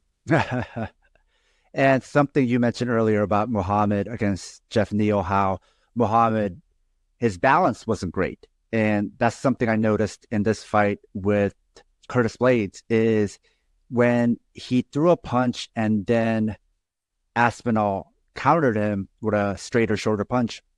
He landed the first one, but it wasn't like a super strong punch. And then the overhand came right after, but Blades lost his balance and he was already falling over. So I'm sure he was stunned, but he wasn't like knocked out. Right. It was the second punch that should have knocked him out. But then in the replay, you realize it missed because Blades had lost his balance. So going to your point, right? Having good balance not only gives you opportunities for your own offense, but in this situation, having good balance also helps you stay on your feet and eat a better punch. You're right. And something you'll notice with Curtis is he now has this footwork style, which is impressive for a heavyweight, where he's kind of very light on his feet. He bounces a lot. But I think that's the issue when you teach, like, okay, this is how you move. Well, sometimes it's better to have your feet connected to the ground, right? You'll have better balance with your feet flat. I'm not saying people shouldn't be on their toes, but I'm thinking it should be situational. When I teach, I always teach that your stance isn't a fixed thing. It's not like, okay, here's my stance, and either we go down like this or we win like this. No, your stance should change based on the situation. So once you get hurt or something, you should root yourself to the ground. Curtis has good balance. He used to be flat-footed and be connected to the ground, and this wouldn't happen. Now he's kind of fallen in love with this bouncing, almost like he's a lightweight guy, in and out. And when you're hurt, that's very difficult to do, especially when you haven't been doing it since childhood, when you kind of learn this movement as an adult. And I agree. His balance definitely, or lack of balance while he was hurt, definitely led to him losing that fight for sure. That was definitely a big factor.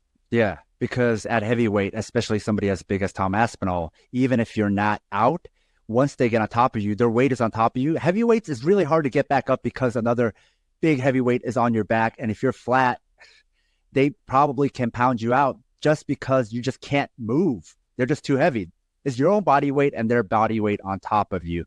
But to your point about balance and how maybe back in the day he had better balance, I think a great point is his first fight with Francis Ngannou, where his striking was terrible, but man, he was eating some of Ngannou's best punches, like just eating them, right? I think it finally got stopped for like his face was too swollen or something like that. Yeah.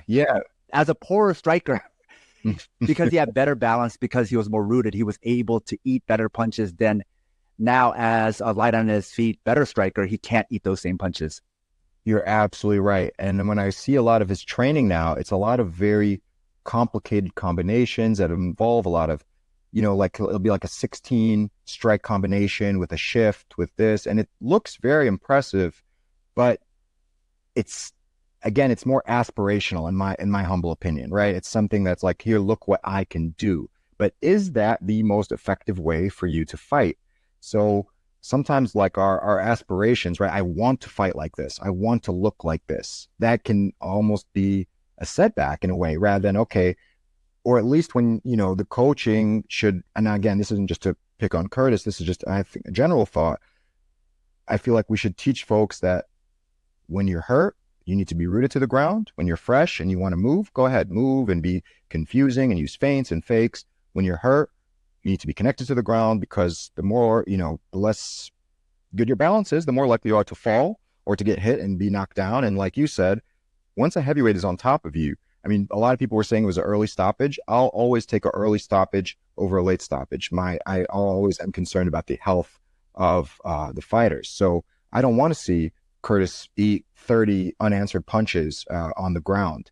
And yes, I agree. As his striking increased in ability, he did lose a little bit of that ability to be flat-footed and connected to the ground, and that definitely played a part in his loss for sure. Yeah, looking it up again, in his first fight against Francis Ngannou, it was a doctor stoppage. So it wasn't that he was knocked out. He was just too beat up, and the doctor wouldn't let him get out there again. But I was like, man, this guy has an indestructible chin. That's what I used to think back then. And maybe he's a little shopworn now also, but I think now, knowing what I know, having sparred so much, having trained a lot of people too, balance really helps you take a punch. Absolutely right. Yep. I mean, even when you think of the guys like Mark Hunt, think of his footwork, right? Flat-footed, great balance, low to the ground. It's much easier, right? It's much harder to, if you have like a tennis ball or a pencil, one is much easier to snap, with force. And Curtis Blades kind of upright, on his toes, bouncing, Yeah, it's much easier to knock somebody down who's moving like that. You're absolutely right. Let's talk about Paddy Pimblett versus King Green. This was another short fight. Green was the favorite, but didn't look like it in this fight. What happened? I was really shocked at the takedown. I wanted Green to win. I wanted King Green to win because I love watching him fight, because I love fighters in the UFC who have a unique style. It's not the cookie cutter, okay, average or mediocre boxing with some low kicks and some decent, high school level wrestling and a purple or brown belt in jiu-jitsu. Like there's kind of like so many fighters, they kind of fight in a very certain specific way. And I love fighters who are unique. And I love watching King Green's footwork. And I love fighters who fight with their hands down, because it requires a lot of creativity and a lot of skill and a lot of good timing and head movement. So I'm just very confused as to why he shot that takedown. I don't know if he did it to prove a point, but immediately when he shot, he was immediately put in that triangle choke within seconds. And I was like, screaming while I'm watching the fight, why did you shoot? Just a horrible tactical decision. I thought, based on the Jared Gordon fight, that if King Green were to use distance, to use his jab, to be frustrating, I think he is a superior striker to Paddy. And I thought he could have won a decision just by outpointing him, just, popping him with jabs, moving out of range, kicking at his knee, jabbing, feinting, fake. I thought he could have put on a beautiful performance. And I know he is capable and could have, but when we're talking about tactics, that was probably the worst thing he could do, was to shoot that double leg takedown from that distance against somebody who is far better than him at most aspects of grappling. I think, and you've probably felt this every time you've sparred, whether it's striking, MMA, or grappling, but sometimes there's a certain inertia. There's like momentum, right? You're like, man, I probably have to put in very little effort to finish this takedown because I'm kind of like falling towards this guy anyway. Right. Like, I think it kind of happened off of a trip, but there was gravity. And then it did look like Paddy wasn't in a good place to sprawl, and he actually wasn't, right? Right. So Green was like, yay, this is a freebie. I have too much momentum. Instead of fighting that momentum, right, and using discipline where I'm going to stick to a game plan, you're like, fuck it. I'm going to get this takedown for free because I have all this momentum coming into it. I barely have to put any energy into this, right? And Paddy was like, I can't fight this takedown because I'm in a bad spot. I'll just go for a guillotine. And then he did. And then he transitioned to the triangle off of that because he had King Green's arms tied up in a way that gave him access to that triangle, right? Because the arm was tied up. Right. So he basically already wrapped up in head and arm. He just had to get the legs over. Maybe you could speak to that. Have you ever felt like, oh, we're already kind of like flowing and rolling this way. He's kind of falling backwards. I'm kind of falling forward. Let's just go for it and see what happens. And sometimes that works out great. And then sometimes so much momentum is going, you can't even stop yourself. And then you just end up in a triangle or something. Absolutely. Or you shoot and you get swept immediately because you put way too much effort. You're like, I got to get this shot. And then boom. Or, a hip toss. Foot sweep. Oh my, it happens all the time. I think foot sweeps cannot happen unless you just overcommit to something because you're like, I'm feeling this. You're exactly right. I've had this happen to me so many times. So I understand Bobby doing this. I know in hindsight, he has to be, or pardon me, King Green, he has to be kicking himself watching this footage like, why did I do this? But you're right. When you're in the moment, it might have felt right. And King Green is a fighter who goes on feel, right? His whole style is about how he feels at that particular moment. And I don't think he respected him either. So he's like, worst case scenario, whatever he does, I could get out because he sucks. Yeah, you're right. Because confidence is such an important part of King Green. He wouldn't be as successful as he is if that confidence wasn't there. But again, that may be an overconfidence, right? Not understanding that Paddy is formidable on the ground and is very aggressive on the ground and does look to finish on the ground and has submitted quite a few people in mixed martial arts. So I wish we could have seen a longer fight. I would have loved to see how that would have played in the second and third round. I do believe King Green is very capable of beating Paddy. And I was just hoping for a longer fight. I love watching King Green's style. I love watching his unique approach to mixed martial arts. It's fun, it's refreshing, it's creative. And I hope we see more fighters have kind of these dynamic, flowy styles because it's just beautiful to watch and it's inspiring. But yeah, just the bad technique at a bad time, and that's the game sometimes. You know, I like him, and I hope he bounces back from this because I really enjoy. I've been enjoying watching King Green for a long time. He's one of my favorite fighters in the UFC. Actually, I love his footwork. I love the bravado. It's just very inspiring and it's very fun to watch. That's the danger of flow, right? You could just flow yourself right into a triangle. The mission, yeah, you're absolutely right. Yeah, that's very true. Whereas somebody like Belal would never, he doesn't care about that of flowing, right? He's like, no, I'm not putting myself in this position. I need to be in an optimal position at all times. Straight to business. Straight to business, exactly right. Then there was Gregory Rodriguez versus Christian Leroy Duncan. This was a fun but brutal fight. What did you think of this fight? Brutal is the right word. Rodriguez is such a imposing fighter. He seemed much bigger. He seemed physically stronger. He seemed pretty comfortable on the feet, and he was very aggressive. His opponent had some slick elbows, and the timing of his elbows was really, really cool to see. But just a brutal fight, and props to his opponent for surviving all 3 rounds. There were several points I'm like, oh, that's it. He's done. And his ability to prevent being submitted or TKO'd was really, really impressive. But Rodriguez he's a sleeper. Like I didn't pay too much attention to him before this fight. I know he's a good fighter, but yeah, just very strong, very aggressive, constantly going for either takedowns or attacks. And with his jiu-jitsu, I mean, the fact that he's so fearless on the feet, it's a really unique thing to see somebody that talented on the ground also be that brutal on the feet and that aggressive on the feet. It's the opposite of somebody like Damian Maia, right? Who was like, okay, I got to get you to the ground, and my whole game is about getting you to the ground, and then you're done. But on the feet, you're not in any danger. And now we're seeing a lot of jiu-jitsu athletes. Jacare was one who had, would go for it on the feet, very aggressive and could knock you out. And that's always a dangerous style. That type of style is very dangerous to deal with, where you're in trouble on the feet, you're in trouble on the ground, and I'm a physical fighter. I'm very strong. My wrestling is decent. These fighters are really tough to deal with. Something I want to clarify for listeners, because I recently had this talk with LMA practitioners I work with, which was that being a professional fighter doesn't automatically mean you're a technician. Being a fighter, more than anything, means you're tough and you're sticking with this. And as far as qualities, toughness is the most important quality. How this relates to this fight is because regardless of who the striker is supposed to be, a grappler can get on even terms with most strikers, because most strikers won't be technicians. They will just be tough. And if you can get competent in striking and you're extremely tough and durable, you're on par with most strikers you will face. There is this assumption that if your primary art is striking, you will eventually become Anderson Silva the longer you train. No, you won't.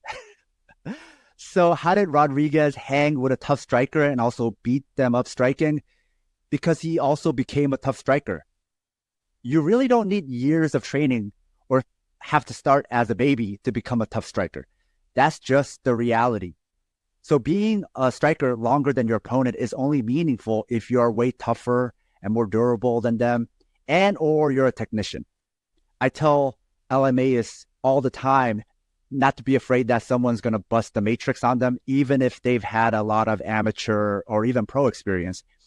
Having fought a lot just means they're tough, but they most likely won't levitate and end up behind you. If they are like Anderson Silva, they'd also already be fighting in ONE or UFC or in Thailand or something, not in a point Muay Thai competition.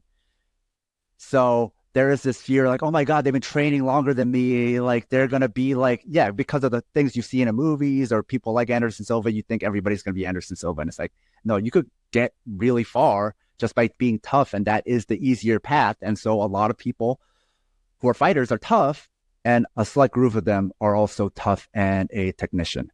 What a great point.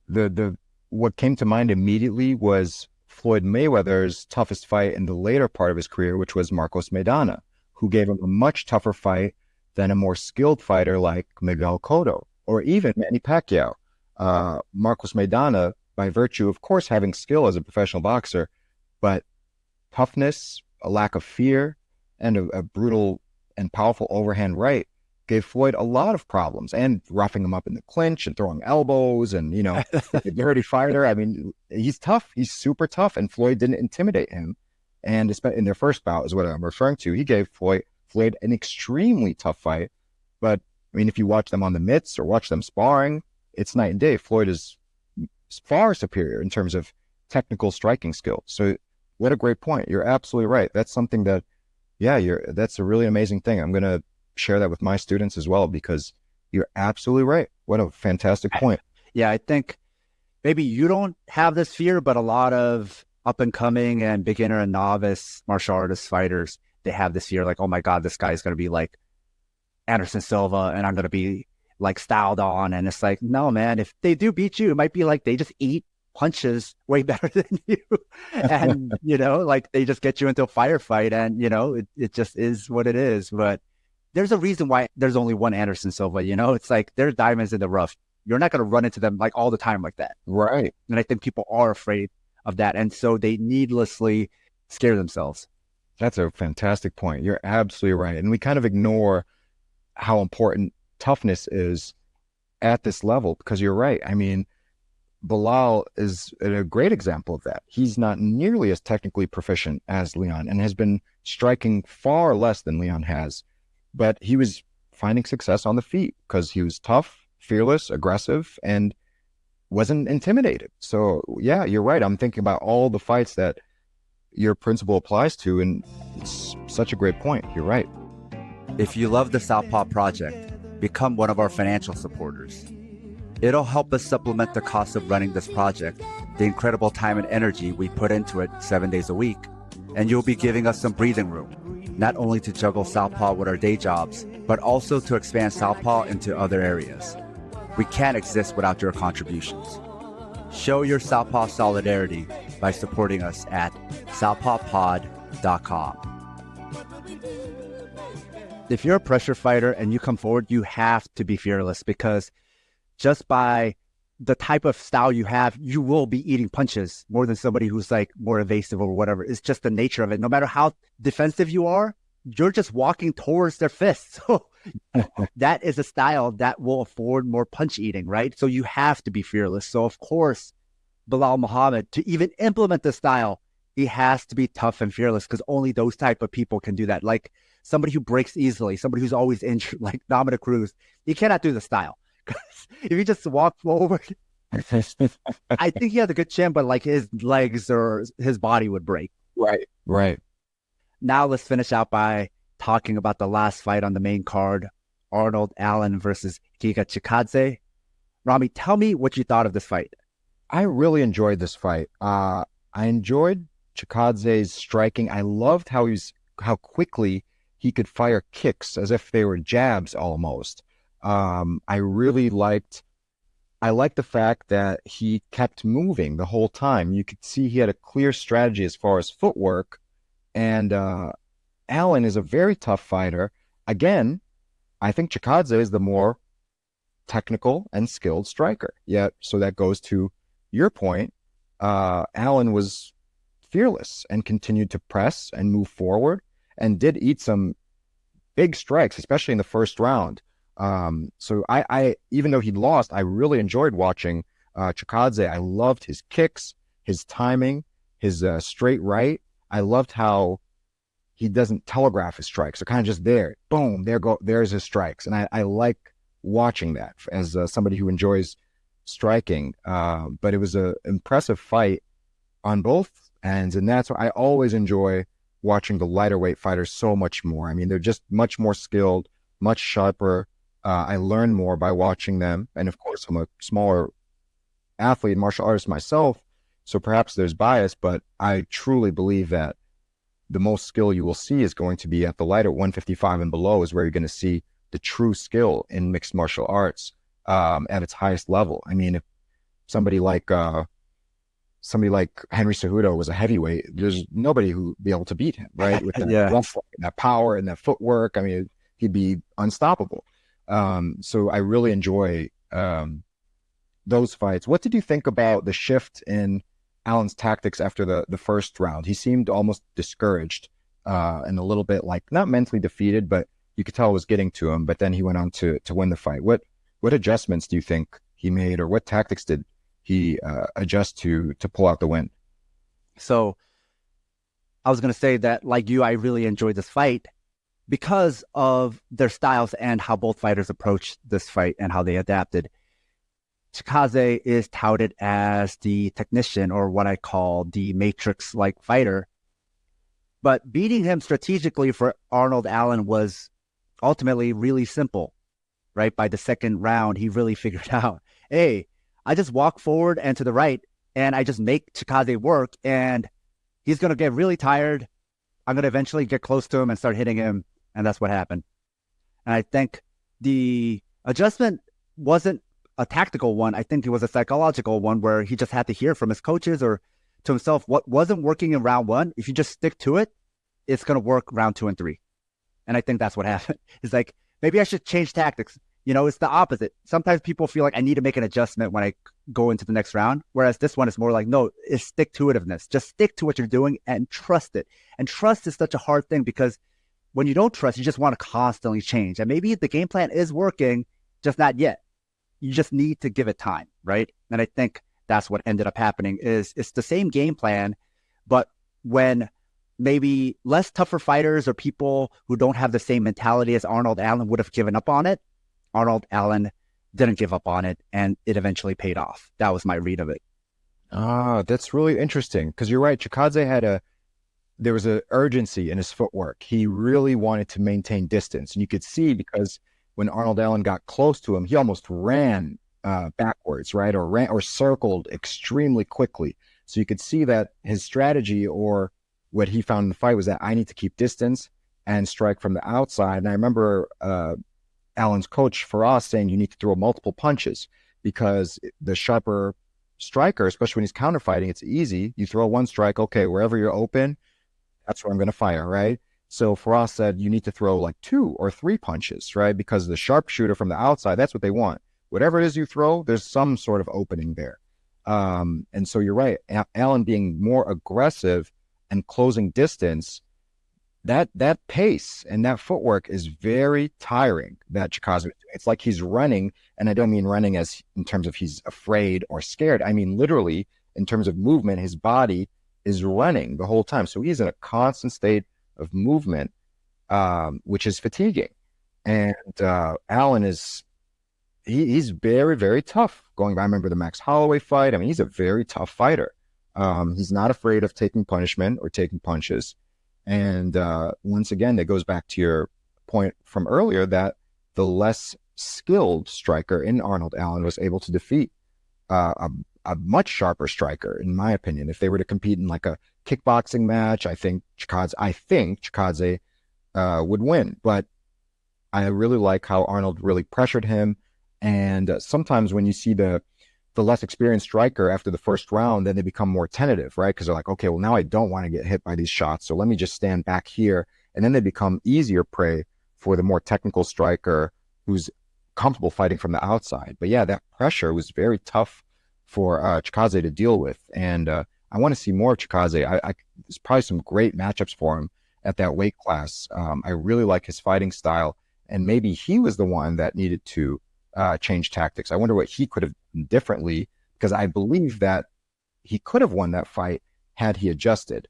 But right now, maybe I'm sure you have a idea what adjustment or what could he have done to potentially win that fight. I don't know if it's a tactical thing. Mm-hmm. I want to talk a little bit more about what Allen was doing well, which was so simple. Because the commentators, they always love talking about they need to cut off the ring, and Arnold Allen's not doing a good job cutting off the ring. He's just following him. And it's like, cutting off the cage, cutting off the ring is not the end all be all. And sometimes you don't even want to cut them off. Why? Because if you don't cut them off and don't trap them, you give them all this room to move, to run, right? And if you give them room to move and you keep giving it to them, they're going to keep running themselves ragged and tired, right? So if you cut them off, they're not going to get tired. If you let them escape, they're going to keep getting more and more tired. And then even without cutting them off, you'll still be able to start punching them because they're dead tired. Something you brought up about how they would do in kickboxing is going to be completely different. Even though they never shot a takedown, this never went to the ground, because kickboxing, 3 rounds, 3 minutes, right? And so here's the thing. Somebody can seem tough or they could seem one way or another in the first 3 minutes.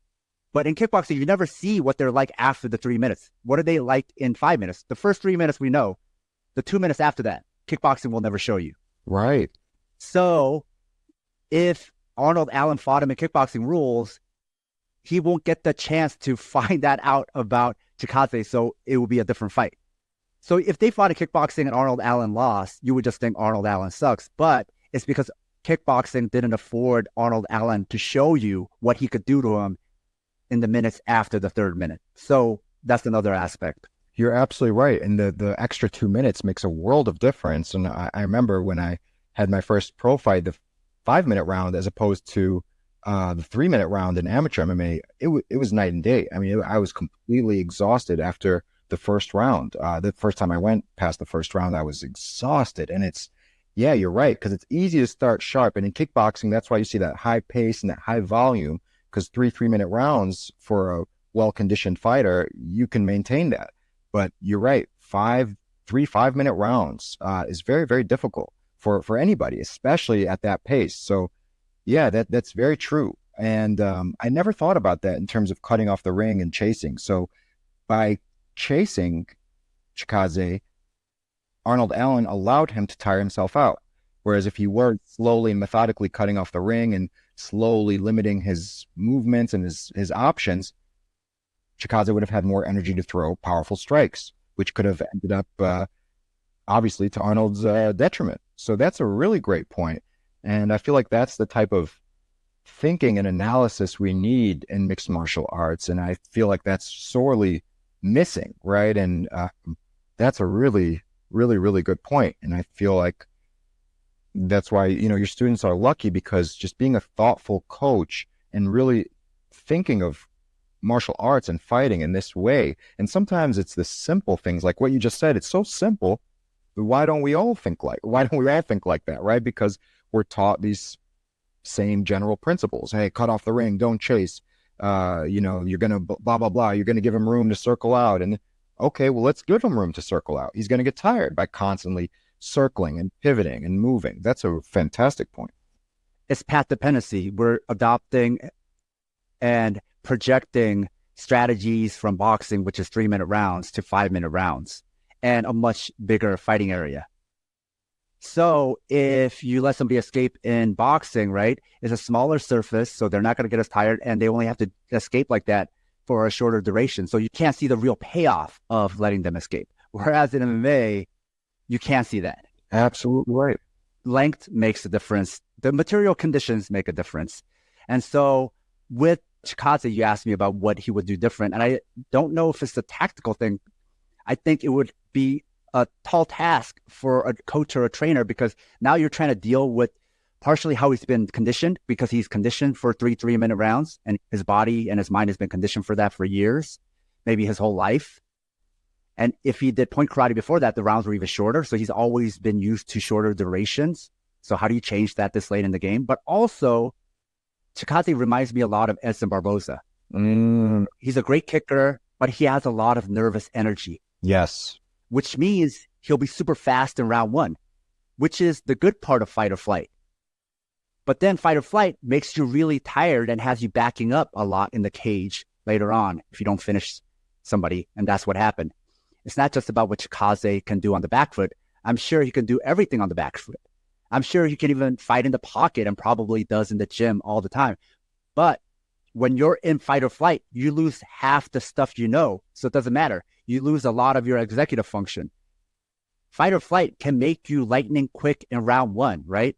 You could see sometimes how, like, even the more scared fighter, the one we have to try not to hurt, they might accidentally hurt you because they're so fired up, yep, so excited, so much in that fight and flight response, they might just explode at you and hurt you because they couldn't even control their actions and their movements. It was too quick.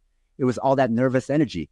But you look like a different person in the later rounds, especially when there's psychological pressure. Pressure is just not this physical me coming forward. It's also psychological. And Alan put that pressure on him. Backing up is psychological, and it takes a lot of composure to back up and remain calm and fight. Anybody can back up and fight nervous, but backing up and trying to stay calm and then picking your shots, even Leon Edwards couldn't do that.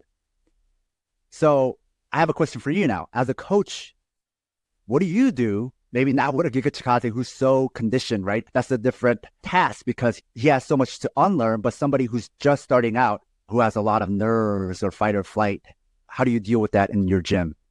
Yeah, that's a great question. I try to get to the source of the nerves. Is it the simple fact that they are afraid of getting hit? If so, that's a perfectly reasonable fear, right? No one wants to get hit. So if it's that they're afraid of contact and they're afraid of getting hit, or maybe it's that I notice some people see getting hit as a failure on their part. Like if they get hit during sparring, they did something wrong and they messed up and they're so hesitant. So some folks are perfectionists. Some folks there's just fear, which is a reasonable fear.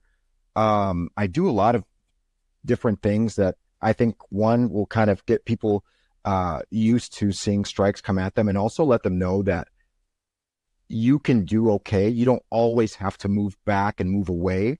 So we do like fun things, like we use something called like the Ali game, where, you put your hands down and your training partner is at a safe distance where they can't actually hit you, but they throw punches at you. And, it's, of course, they're not trying to hurt you. And sometimes the punches are 6 inches away from you, but you just have to continue dealing with the visual of punches coming at your face. After a while, because the game has to be played with your hands down, you can't cover up. After a while, you see people start to relax, move their shoulders, they start to pull, they start to slip. Even intuitively, they start kind of moving. And so it kind of shows them. And then we do that game, okay, now you can have your hands up. And then I notice that now that fear and that anxiety, it's not as prominent because they've told themselves, hey, I'm okay, I'm fine. And even if I do get hit, it's not that big of a deal. So we kind of progress from there, and then we'll add, okay, now your partner can, actually tap you. Like, so if you're open, you're going to get just tapped.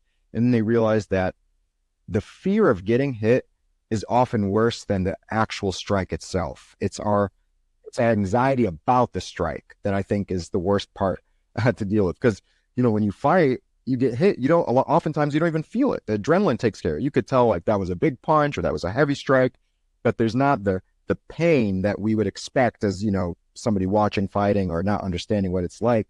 For me personally, a lot of it is the fear of getting hit, or sometimes it's even the fear of looking stupid if I get hit, if I really want to be honest, right? So I try to find out why are there these nerves and how can I address the source of it? Because there's usually some way we can address it. Is it they're afraid of contact at all? In that case, it's my job to get them more comfortable with at first very light contact and to build up their confidence, so that if you want to be a Chikadze type fighter and you constantly want to move and circle, perfectly fine. But I want them to know that if you get put up against the cage and there's no way to move, you have enough defensive ability where you don't have to panic. And that's what I see with a lot of fighters who depend on distance and space, is once that distance and space is taken from them, there's a sense of panic. And so I feel like they've been playing too much to that strength of maintaining distance, and they do need to spend some time being uncomfortable. Just like, a wrestler in mixed martial arts should spend time on their back and getting out of mount and being taken down, because some wrestlers, when they are taken down, they're in a state of panic and they will do something fundamentally wrong. Like they'll turn on their stomach, for example, right? Because I need to get up. I got taken down. So I feel like that's such an open-ended question. I do try to, because we have small classes at my gym and it's semi-private, we have a certain amount of people who could train each class because I like to focus on each person. I try to kind of figure out what is causing that anxiety and that fear. And it's my job to figure out that puzzle. What can I do to make them more comfortable? Is it a flinch reaction where they're always closing their eyes when anything comes at them? Then we're going to play different games and do different stuff. They're going to work with me, and I'm going to get them more comfortable with the visual of strikes coming at them. Because this might be a very tough person who can take the actual contact, but they are afraid of the strike coming at them. So those are two different things. I found myself in that boat. Like if I got hit, I'd be okay. But when the punches were coming at me, I was terrified. Like, oh my God, this is overwhelming. It's intense. And so, in a lot of gyms I've been to, when you're like that, like, okay, well, you need to do a lot of hard sparring. And that's silly because I'm not trying to condition my brain. I'm trying to be more comfortable when strikes are coming at me. So I feel like it's our job as coaches to make the students more comfortable in bad situations and let them know that you're actually going to be okay once we've developed a certain amount of skill. And it's actually our anxiety and our fear that is causing this very strong reaction to the strikes coming at you. Because I've seen very few people come in and just be okay with getting hit. I mean, almost everyone starts off with a really strong flinch reaction. They look away, they close their eyes, they reach their hands in front of their face. These are strong, instincts we feel because, for example, closing our eyes, that's to keep us safe when there's a sandstorm, right? Like these are evolutionary things that are ingrained in us, and it's tough to defeat them, and they serve a purpose. You don't want somebody to be completely calm when something dangerous is, near them, right? You want them to have some sort of fear. So that's something I feel like I'm always trying to devise, new and fun ways that take away the pressure, and without being like, oh, you're a coward or you're fearful of this, so that just means you're not brave.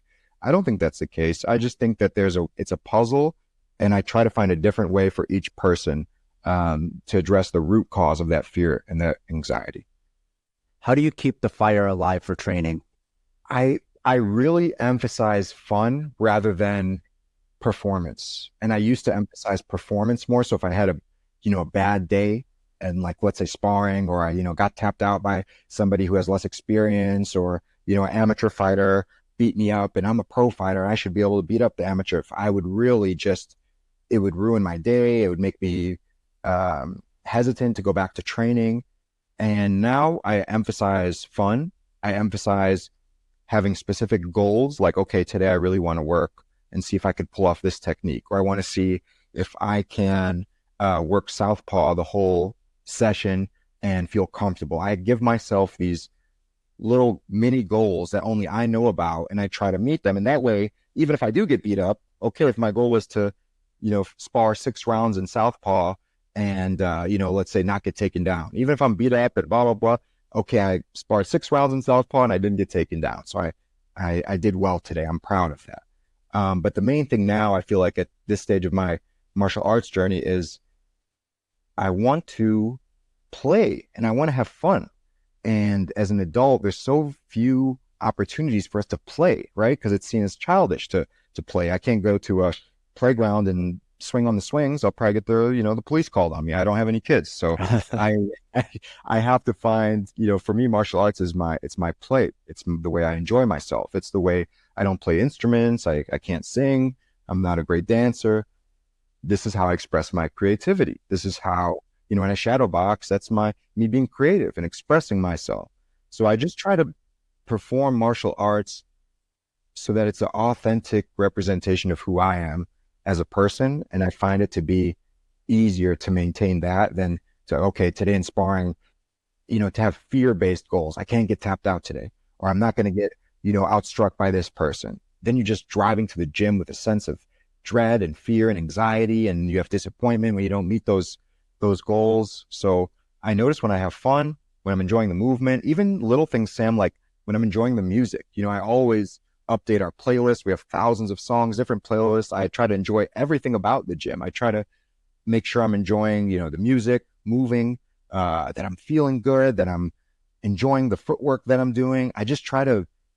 I am more of like a flow, like a King Green type of martial artist at this point. And I'm just having so much fun developing that sort of style, like my movement, I try to have my fighting style mimic my personality. And for me, it's like almost like without, sounding pretentious or anything, it's like I try to be an artist. I'm trying to create something. I'm trying to create something cool that I enjoy and that I'm proud of. And when I look at training through that lens, rather than this like win or loss, fail or succeed, good or bad type of mentality, I have more fun and I actually end up training more. So therefore, even if my goal is to become, better at martial arts, I am becoming better because I'm training more and I'm enjoying it. And I'm not skipping out practices because I'm afraid of, getting my ass kicked. I'm enjoying it. Even if I get my ass kicked, I'm still enjoying the training. And that keeps me coming back. I really do look forward to every single training session. The only things I don't look forward to is dealing with like a one-on-one client that I'm not a huge fan of spending time with. I'm like, okay, here we go. Got to pay the bills. And that's when I'm not, fully enjoying myself. But when I'm teaching a group class or sparring with my students or rolling, or I'm truly having a blast and I'm enjoying myself and I'm not taking it too seriously, because it's hard to take my performance at PSE seriously when you factor in what, my people are going through right now. It's tough. Oh man, I really should have got that armbar today, and be stressed about it for 2 or 3 days. It just seems silly. So yeah, I'm very lucky to be in the position I am, to be able to play and have fun and to move as a career. And I never want to take that for granted. And as soon as I lose sight of that, as soon as it stops becoming fun, I'll do something else. I do this because I love it. I remember Sakuraba saying that. I do this because I love it. And that always stuck with me. I do this because I love it. And as soon as that stops being true, I'll find something else I love and I'll do that too. I'm not attached to this as this is who I am. I remember when I lost my first pro fight, I'm 3-1 as a pro. And I remember when I lost my first pro fight, I felt like part of my identity was taken away because I put so much of my identity in the fact that I was a up and coming undefeated pro fighter. And then when that was done, it was like, well, who am I now? I don't even know who I am. I'm somebody who lost. I'm a loser. And, when you have that fragile of an ego and your happiness is based on, the result like that, every fight is miserable. Everything is miserable because you're like, okay, if I win, I'm okay. Dodge that one. If I lose, I suck. And, people are going to lose respect for me and people are going to be disappointed. And we just put so much pressure on ourselves. And I think, okay, in 100 years, who's going to remember anybody's record? Who's going to remember, in 200 years, anyone going to care what Anderson Silva's amateur MMA record was? Or none of this is really that important in the end of things. We care. And that's something my friend Elias, who who's my jiu-jitsu coach, he always tells me before I compete in grappling, he's like, Ramy, just so you know, as a reminder, you're the only person who really cares whether you win or lose this match. He's like, we're just proud of you for getting out there and competing and testing yourself. And that's the kind of message I try to pass to my students, because it's very easy to get burnt out if you take winning too seriously and you take losing too seriously. You're gonna burn out. That's an exhausting way to approach martial arts. But if you think I'm having fun, martial arts, perfect. If competing is fun for you, then compete and do it. If you're miserable every time you compete, I don't know if you should be doing something that makes you miserable all the time. I think you should, maybe train and spar and maybe even be a coach, but why put yourself through this if you're not enjoying it? This should be fun. What are things you want to see from non-Palestinians who want to support Palestine? I want to see normalizing the Palestinian ability, the right Palestinians have to defend themselves, because it's so interesting that any human being on this planet has the right to defend themselves, but Palestinians. And of course, I'm biased because I'm looking through everything from the lens of a Palestinian, but we cannot defend ourselves without being called terrorists. And that's something that has been the same since I was a child.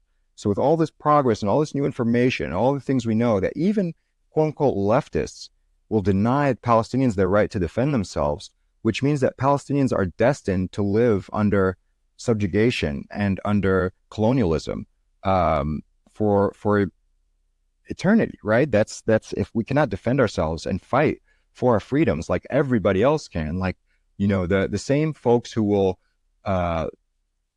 glorify, rightfully so, by the way, things like the Nat Turner Rebellion and the Haitian Revolution, right? Because they're so far removed. So it's easy to be like, oh yeah, I fully support the Haitian Revolution. Well, what happened in the Haitian Revolution? Do you think it was like a ping pong game and the Haitians won? No, they had machetes and they cut off people's heads. right, for their liberation. But when Palestinians fight and use fighting as a tactic for their liberation, we're demonized. And I feel like it's such a double standard. It's rooted in racism and Islamophobia and Orientalism, right? So I guess it's like these weird others that are savages and prone to violence. It's not the case. Palestinians fight because they have to, not because they want to. They have to fight. If they don't, we wouldn't be here anymore.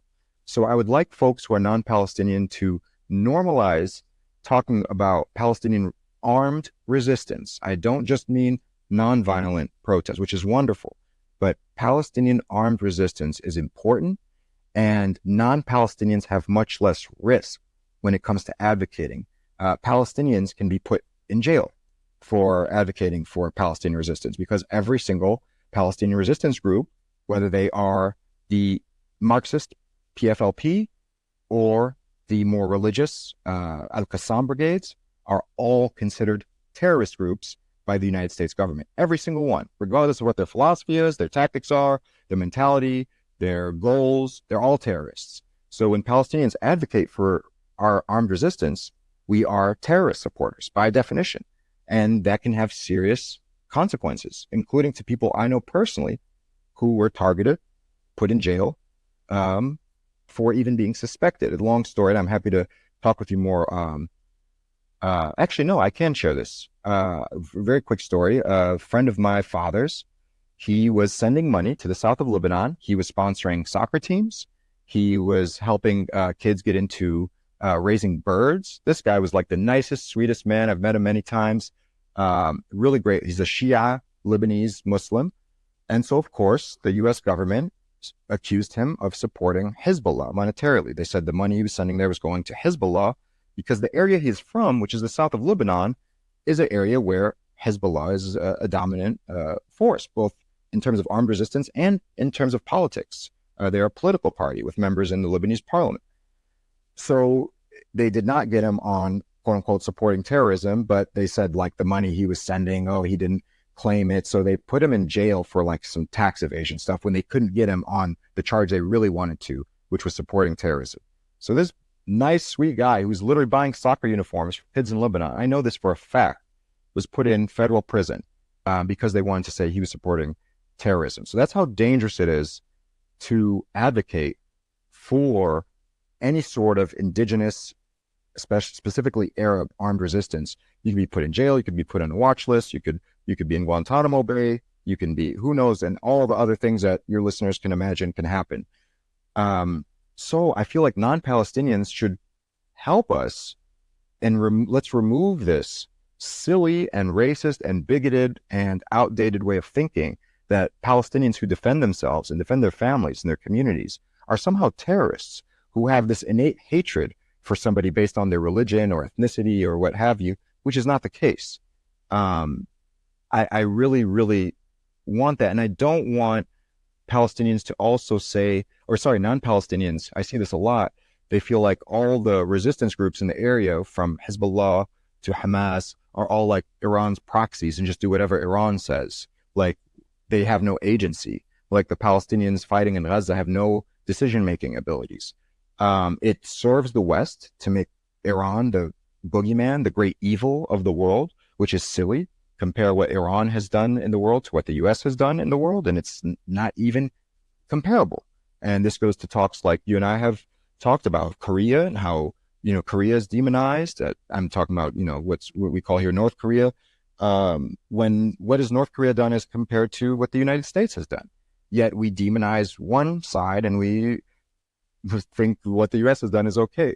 So it's just, I feel like a lot of people say, like, I support Palestine, I just don't like the violence, or I support Palestine, but I don't support Hamas, or I support, Lebanon, I don't support Hezbollah. That's fine. You can have your opinion, but we can all agree that Palestinians have the right to defend themselves. And if they don't have the right to defend themselves, they're not human, because human beings have the right to defend themselves. When I teach self-defense workshops, I tell everybody you have the right to defend yourself when you're uncomfortable, when somebody's invaded your space. You don't have to go with the traditional way of thinking like, somebody has to punch you first and then you could begin defending yourself. No, self-defense begins when you are uncomfortable. It could be asking somebody to move from your space, that they're too close to you. It could be asking somebody not to use a slur or, a negative way to reference you. That's you're defending yourself. Everybody has the right to self-defense, and so do Palestinians. And we should stop demonizing when indigenous and brown and black folk defend themselves, because you see that every brown, black, or indigenous group that defends themselves are called terrorists, whether they're Black Panthers, whether they're indigenous Americans here, whether they are Palestinian fighters, whether they're Marxists or Muslim or whatever the case may be. They're all terrorists. And as soon as we eliminate this outdated, racist way of thinking, the better it'll be for all of us, but it will actually help keep Palestinians safe. So just advocating for the Palestinian ability to defend themselves and to use armed resistance, I feel like it's really, really important that we don't fall into neoliberal stuff and really start demonizing the Palestinians who do decide to take up arms to fight their occupiers, which is a right, and it is also lawful. It is lawful for any occupied people to take up arms to fight against their occupiers. So why we are demonized and called terrorists, it's beyond me. And I feel like a lot of quote unquote Palestine supporters are actually aiding in that and making it more true, making it seem like, yes, Palestinians do not have the right to defend themselves, because you hear a lot of, I support Palestine, but I support Gaza, but there's always a but or an asterisk. And I feel like that needs to end. Just because you don't agree with the tactics, it's more likely that you don't understand the tactics and you don't know how many times nonviolent methods have been attempted by Palestinians, including as recently as 2018, the Great Return March of Gaza, where Palestinians marched towards the border of Gaza to say, we want to enter our occupied homeland. Most people who live in Gaza are not from Gaza. This includes my grandmother, who her family, most of them moved to Gaza after the Nakba. They're not from Gaza. And so most people living in Gaza are displaced already. And they wanted to just walk to show, like, I should have access to my parents' home. I should have access to my family's home. I should have access to my olive trees. I should have access to our apricot trees and our orange trees that we've had for 800, 900 years, 1,000 years. And when they did that, what happened? They were sniped, they were shot, medical workers were killed, children were shot, disfigured, limbs were lost. This was during a non-violent movement. So non-violence has been attempted many, many times by Palestinians. And unless you fully understand the many ways that Palestinians have tried to fight against the occupation, both violent and non-violent, will you understand that it is correct for Palestinians to defend themselves. And not only that, but anybody who is criticizing Palestinians would do the same thing if they're in their shoes. If right now some people rolled up and were attempting to, take your home by force, we would defend ourselves. Everyone would. We'd grab whatever we could and we'd defend ourselves, because that's important to us. It's important to defend the people we love from people who are trying to harm us. And that's what Palestinians are doing. And there's no reason to demonize them. And if you do, in my humble opinion, as a Palestinian, you are no ally of Palestinians. And in fact, you are serving Zionism, because a lot of them parrot the same talking point. Oh yeah, we love Palestinians. We're just against insert group name here or whatever. That's a Zionist talking point. That's something literally Benjamin Netanyahu says. Oh no, we care about the Palestinians in Gaza. It's just, we don't like this armed resistance group. That's all. That's who we're focused on. They're bad. We could all agree that they're bad, right? And of course, the Western liberal will say, yes, absolutely, they're bad. And that's something you could tell. I've gone off on, a rant here for quite some time, but that's something I'm very passionate about, especially considering the circumstances, because without Palestinian armed resistance, we wouldn't have any leverage in which to negotiate. When you see the occupied West Bank, they have no leverage. The fake PA and the fake puppet President Mahmoud Abbas has no leverage at all. Whatever the Zionists want him to do, he does it, because there's no force behind him. There's no threat behind him. But guess who does get leverage? Guess who does negotiate with the Zionists? Hamas and other armed resistance groups negotiate with the Zionist entity because they have force behind them. They have power behind them. And I really want folks to understand why Palestinians use the tactics that they do. And lastly, it's very interesting that Aaron Bushnell, the soldier who, set himself on fire out of protest, was seen as a hero. But I also want folks to think about, what about Palestinians who choose to end their own life in a drastic way and this doesn't happen much anymore, but it happened a lot in the 90s and the late 80s. They were seen as like, oh, look at these religious fanatics, how weird and how disgusting it is to do this, and to who would do that. But yet when an American soldier does it, he's a hero. We make posters, we chant his name, make t-shirts. There is no difference. There's no difference at all, except where they come from, the name, their skin color, what they look like. So these are thoughts that I've really had, and thank you for giving me a place to share them. It's not like I could say these things in too many places. And I know Southpaw is a safe place for a Palestinian to express themselves. And, I really thank you for giving me that opportunity to share that. And I just want to add that the people who are affected by colonialism, imperialism, and the U.S. military, like the ones you mentioned, Palestinians who died, they're not just as worthy as U.S. military personnel who show some sign of remorse. They're more important because, yes, you should have remorse, right? But there is this thing on the internet amongst leftists where they always elevate and uplift the former oppressors who thought better of it than the people they oppressed. And that really needs to stop. Like, if you started a podcast and there was some former military white person who started a podcast, that white person would have magnitudes greater followers than you, right? That's real. And that mentality that you're talking about, that I'm talking about, that is what we're talking about. That's what needs to change. You're exactly right. That's so true. Because, we'll listen to how many times have we seen clips shared? Oh, look, this guy, went to Iraq, killed a bunch of innocent people, and now regrets it. And then we give him a platform and he's almost seen as a hero. Now, yes, I am glad that he's realized that what he did was wrong and he was literally murdering folks for no reason. But guess who else knew that? All the Iraqi people that were getting killed, that were screaming at the top of their lungs, hey, what's going on here? This is wrong. You can't do this to us. But their words do not matter. They are not at the same level as, an American soldier who now regrets what he's done. And yeah, you're absolutely right. It's ridiculous. And I feel like if we claim to be in support of certain groups, then we have to listen to those people.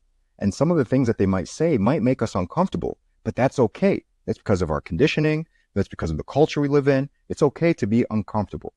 And if you actually listen to Palestinians, you will understand why everything they do, you will understand the why.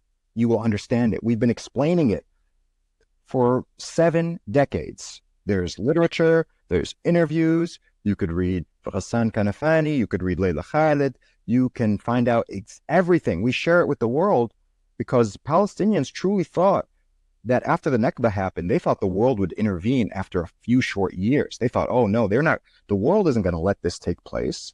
Once we tell them what's happening, they're going to help us. The whole world will band together to help us. And unfortunately, that's not the case. And even now, when we see exactly what the state of Israel is doing to Palestinians, there's still not a strong intervention from the world to stop this. So Palestinians are left to their own tactics and their own methods, and they are doing the absolute best they can. And I support everything that Palestinians are doing to fight against their occupiers because it is just, it is right, and history will prove that Palestinians were right.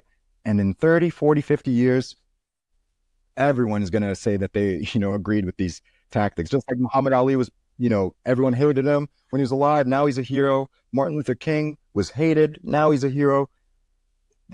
The same will happen with Palestine. But I don't want it to be too late. I don't want Palestinians to be genocided and gone from this earth for people to say, you know what? Wow, they were right. Let's build a statue. Let's build this museum. Let's do this. That is not what I want. But people will see.